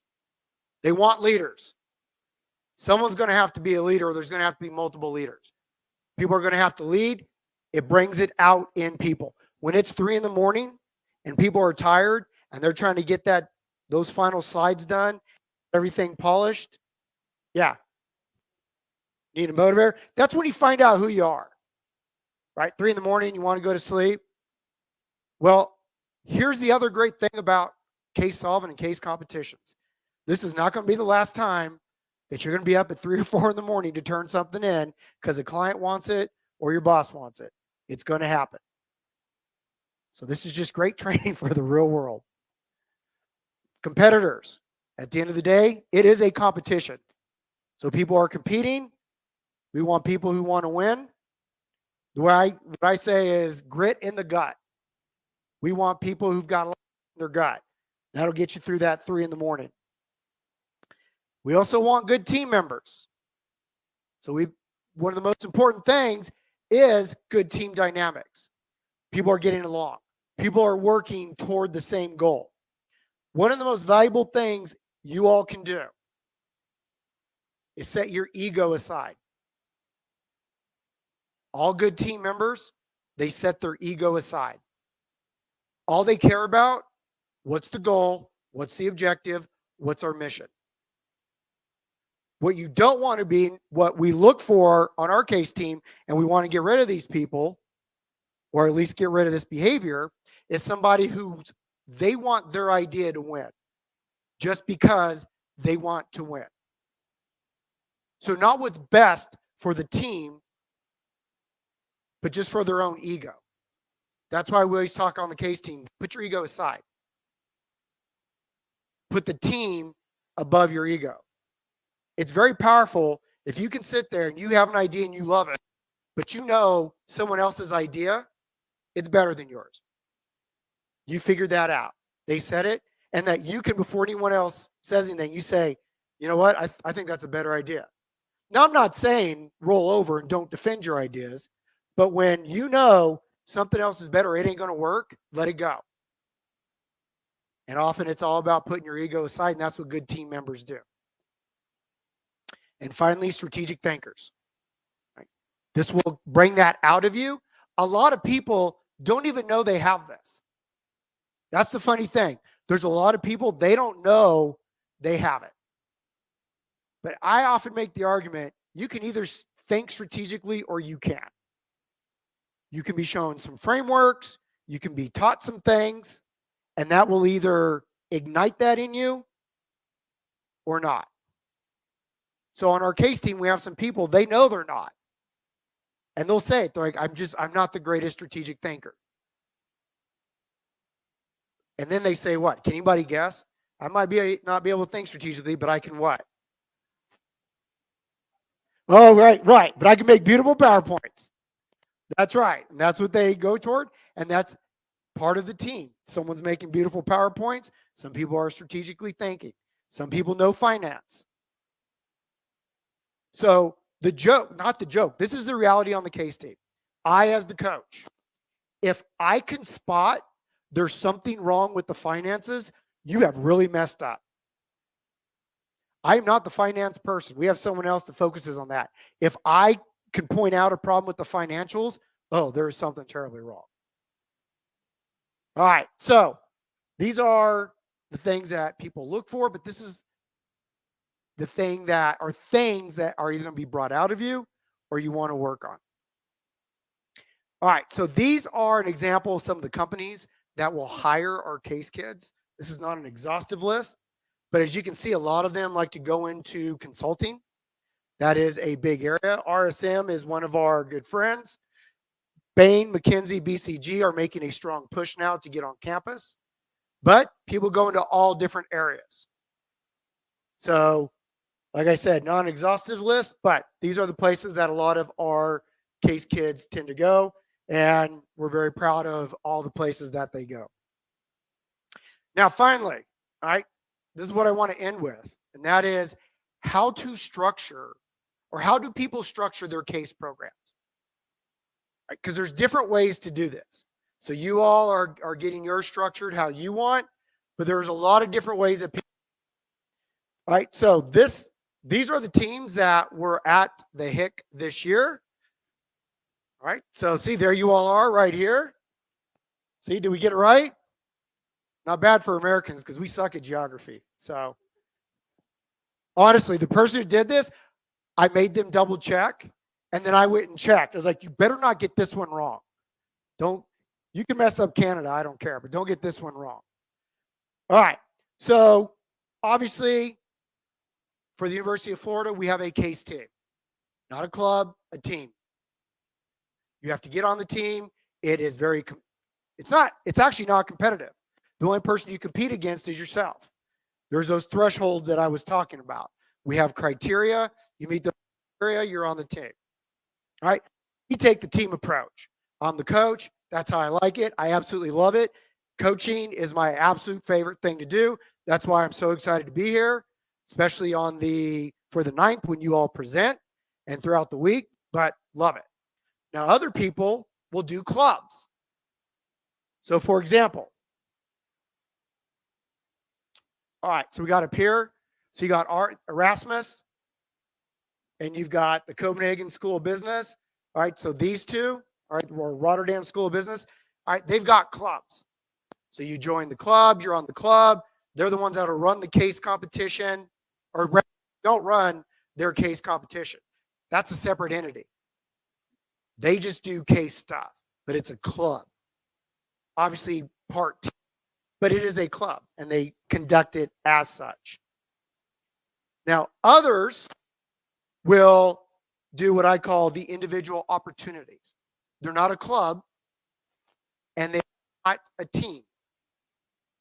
So what will happen is their school will be invited to a case competition, and they put a call out, or they'll have people just come and they will try out.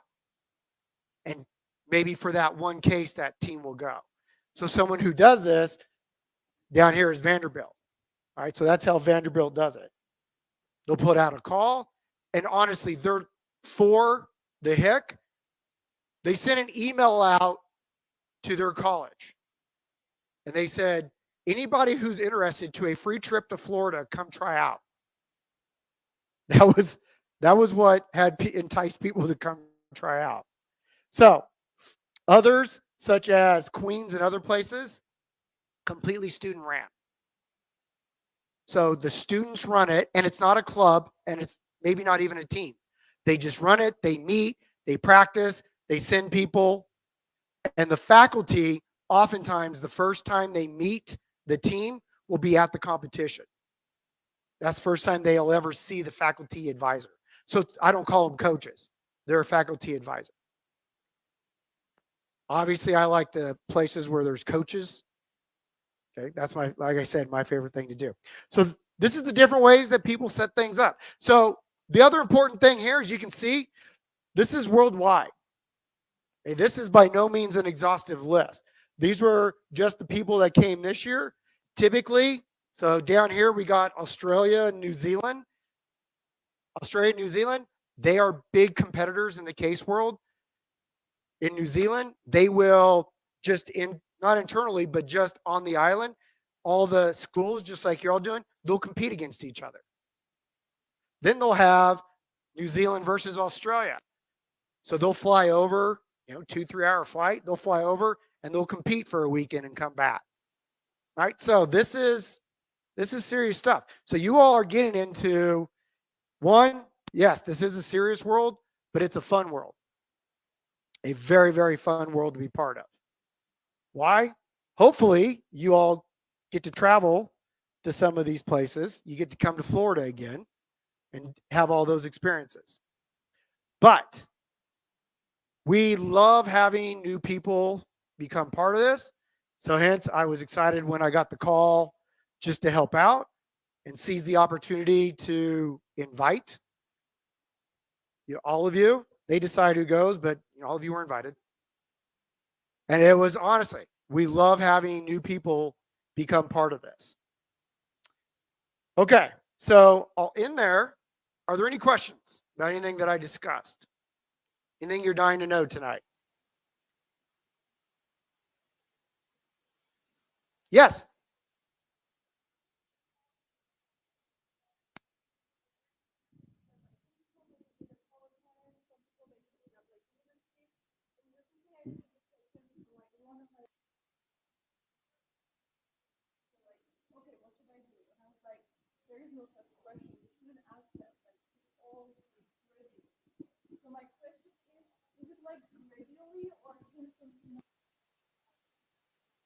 Yes. So that is something you as a program, you and your coaches, you all are going to figure out how you want to do this. On our case team, since I'm in charge, I get to figure out how we do it. This is how we do it. We have 3 roles. We have the open closed power person, we have the strategist, and we have the finance person. So when we travel, it's typically 4. 2 strategists, 1 open closed PowerPoint, 1 finance. Now, what I'm looking for in every single one of those people are strategic thinkers. I want everyone to think strategically. Now, sometimes, obviously, not everyone thinks as strategically, but I want 4 strategic thinkers. At the end of the day, you heard me talk about extreme ownership before. So at the end of the day, we know who owns what role and who's doing what. So the slides, open closed PowerPoint person. They're going to make those slides pretty, awesome, great. The strategists, they're not the only ones in charge of strategy, but they're the ones that are in charge of the messaging of the strategy. I want all 4 team members to come up with it, but at the end of the day, those 2 are going to be the ones that message it. And then finally, the finance person, that's what they're in charge of. So that's how we do it. Other schools, they'll go in and everyone works on the PowerPoint deck and the roles are different. It's up to all of you to decide that. Great question. Other questions? Yes.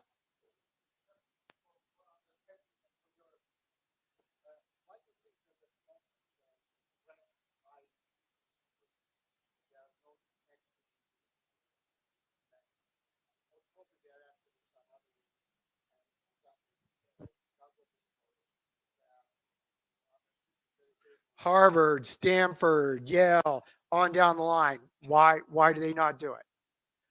A lot of people do not understand the value of doing it, number one. Number 2, there is a tremendous time commitment.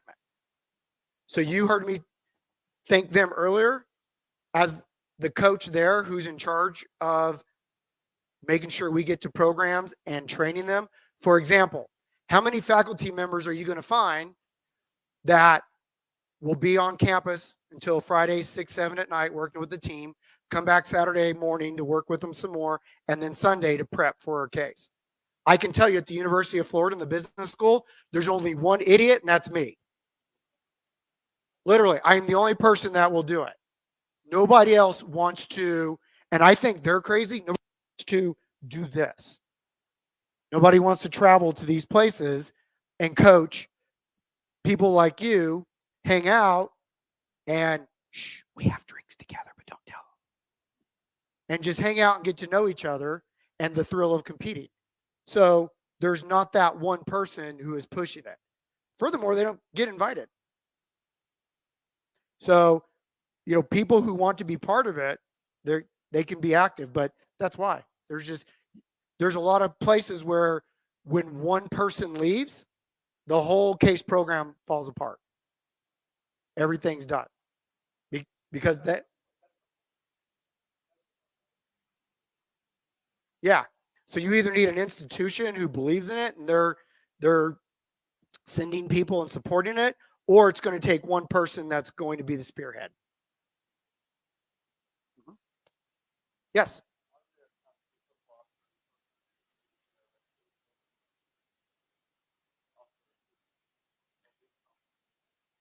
So after someone's been recruited, but they've not graduated. Oh, yeah. So the people, so he asked, are there people that they've been recruited, they got their job, but they're still undergrads? Do they still do the case stuff? Oh, yeah. In fact, they love it even more because they got their job. That's set. They start to not care about their classes in spring, and they want to travel to every competition that they can because now they're freed up.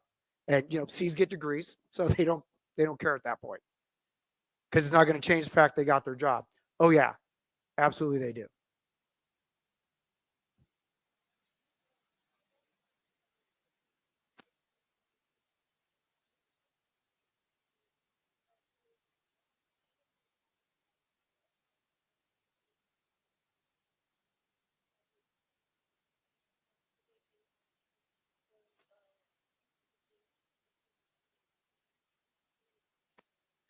So the best messaging is that which is most compelling and persuasive to the judges or audience. That is on a case-by-case basis. So that is why I put a premium and value on not just people who can think strategically, but in the room can figure out, how are we going to message this? How are we going to get this across that is compelling to them? In other words, how are we going to sell it? Now, I'll cover that a little bit on the 7th, but at the end of the day, it's a lot about how you're going to structure it, and then the time that you take to think through how this works or how it's best going to get across to the judges. A perfect case in point, I had a team, they spent an hour, 1 hour on 5 slide titles. They had them lined up and they said, these are the most important, this is the most important part of our presentation. These 5 titles are either going to sell it or they're not. And they spent an hour changing the wording and getting it just right, the order, everything. That's messaging. So they had a sense of what they wanted to get across, and they thought, and they just took the time to do it. Yeah, so those slide titles important. You know, it's kind of like has anyone heard the story about the $10,000 McKinsey slide? Anybody hear that story? So long story short, there was one slide that was so important for the client that they spent 10,000 billable hours working on just that one slide to get it right. So they called it the $10,000 slide. Just that one slide. Now that was 10,000, probably part of 750,000 other stuff, but whatever. Another question.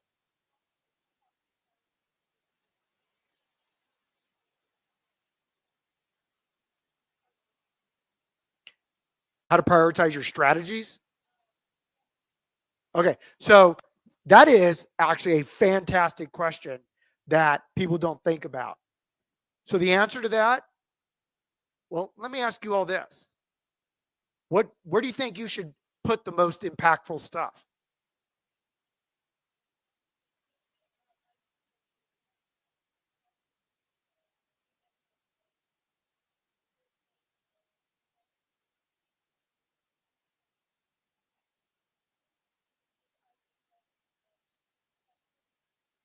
Okay, flip that. Put it first. Hit them hard, hit them fast. So the big money maker, the most powerful thing, whether it's the most creative idea that's good or the one that this is going to make the most money, put that one up front. Let them hear it first. Why? Because now in their mind, they're like, wow, here's this great money-making idea. You start hearing the other stuff first, they're not going to think it's as powerful and impactful. Go ahead. Sorry. Go ahead.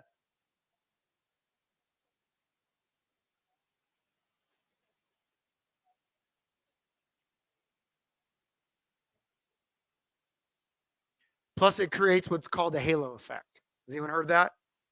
Yeah, creates a halo effect. Like, wow, that's genius. That's golden. We're going to make lots of money. Every other idea must be great and golden too, probably. So you create this halo effect.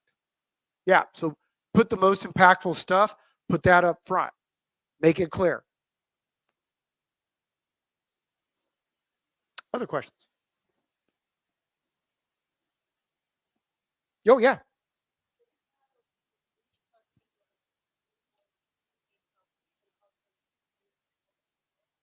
Oh, that is a sore subject with a lot of us. Fantastic question. Is the business culture, the way people approach it, look at it, the judges, is it the same everywhere? No, absolutely not. It is a different approach for different competitions. So one of the values in having a coach, and people go to a lot of these same competitions, is they get a sense of what works better at certain competitions. Let me give you a great example. All right. So let's say we are traveling down here. Let's say you're going to Australia or New Zealand. They do not want a hard sell. They don't want you to tell them what you need to do and you have to do this or your company's going to die. Doesn't work. Does not work. They want a conversation. They want you talking to them like you're just sitting across from them having a cup of coffee. Very personable. Now, let's say we go to Montreal, which is going to be up here. So Montreal has the John Molson undergraduate case competition. That's a whole different deal. So now you can go in there and start giving them a hard sell. That's okay. You go to other places. So for example, some places they talk about you got to be very strategic and analytical, but at the end of the day, they're just looking for some warm, fuzzy idea that makes them feel good. Honestly, we were at a case comp one time. We got the rubric. They told us, oh, yeah, hardcore analysis, your strategy, how strongly you defend it, all that stuff. We're like, all right, let's go. Like it was very consulting, very hardcore. Great. We love that. So the finalists present and I'm not kidding, the finalist, the finance guy is on stage. He got asked 3 finance questions. He got asked more than that, but 3 of his answers were, oh, I don't know the answer to that, or, oh, do those calculations. I don't have those numbers. That was his answer 3 times. When they came to announce the winners, his team won, and the judges actually said how good the finances were. And the lead judge also said, yeah, there was a rubric, but at the end of the day, it's all gut feel. So we just spent $7,000, $8,000 flying there, paid attention to the rubric that you told us to follow, and we did that. And you're telling me it all comes down to the gut feel of how the CEO felt that day? Yeah. I'm still angry if you can't tell. Yeah. That's the kind of stuff that happens at a case comp. So it is different everywhere.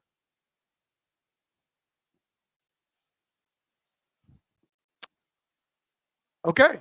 Well, thank you all very much for listening, and I'll see you all on the 7th. Thank you. Thank you.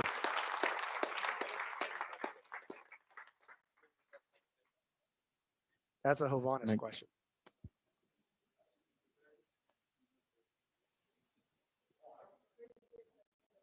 What? Yeah. Yeah. We'll share the presentation, and thank you, Dr. Limon, for the day. So just to wrap up everything, so we will have 3 more days altogether.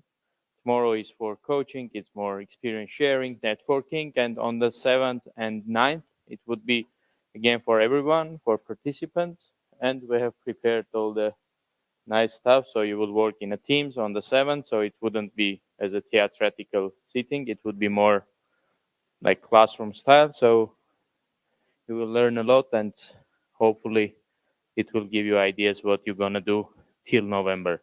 So once again, thank you for being here, being with us, and don't forget your notebooks. Please take them with you. We spend a lot of time on printing and making them nice. Plus it says Dr. Limon is cool up top, Yeah. which is the most important. There is a big picture of you on the last page of the notebook. No, they're better. They're better now.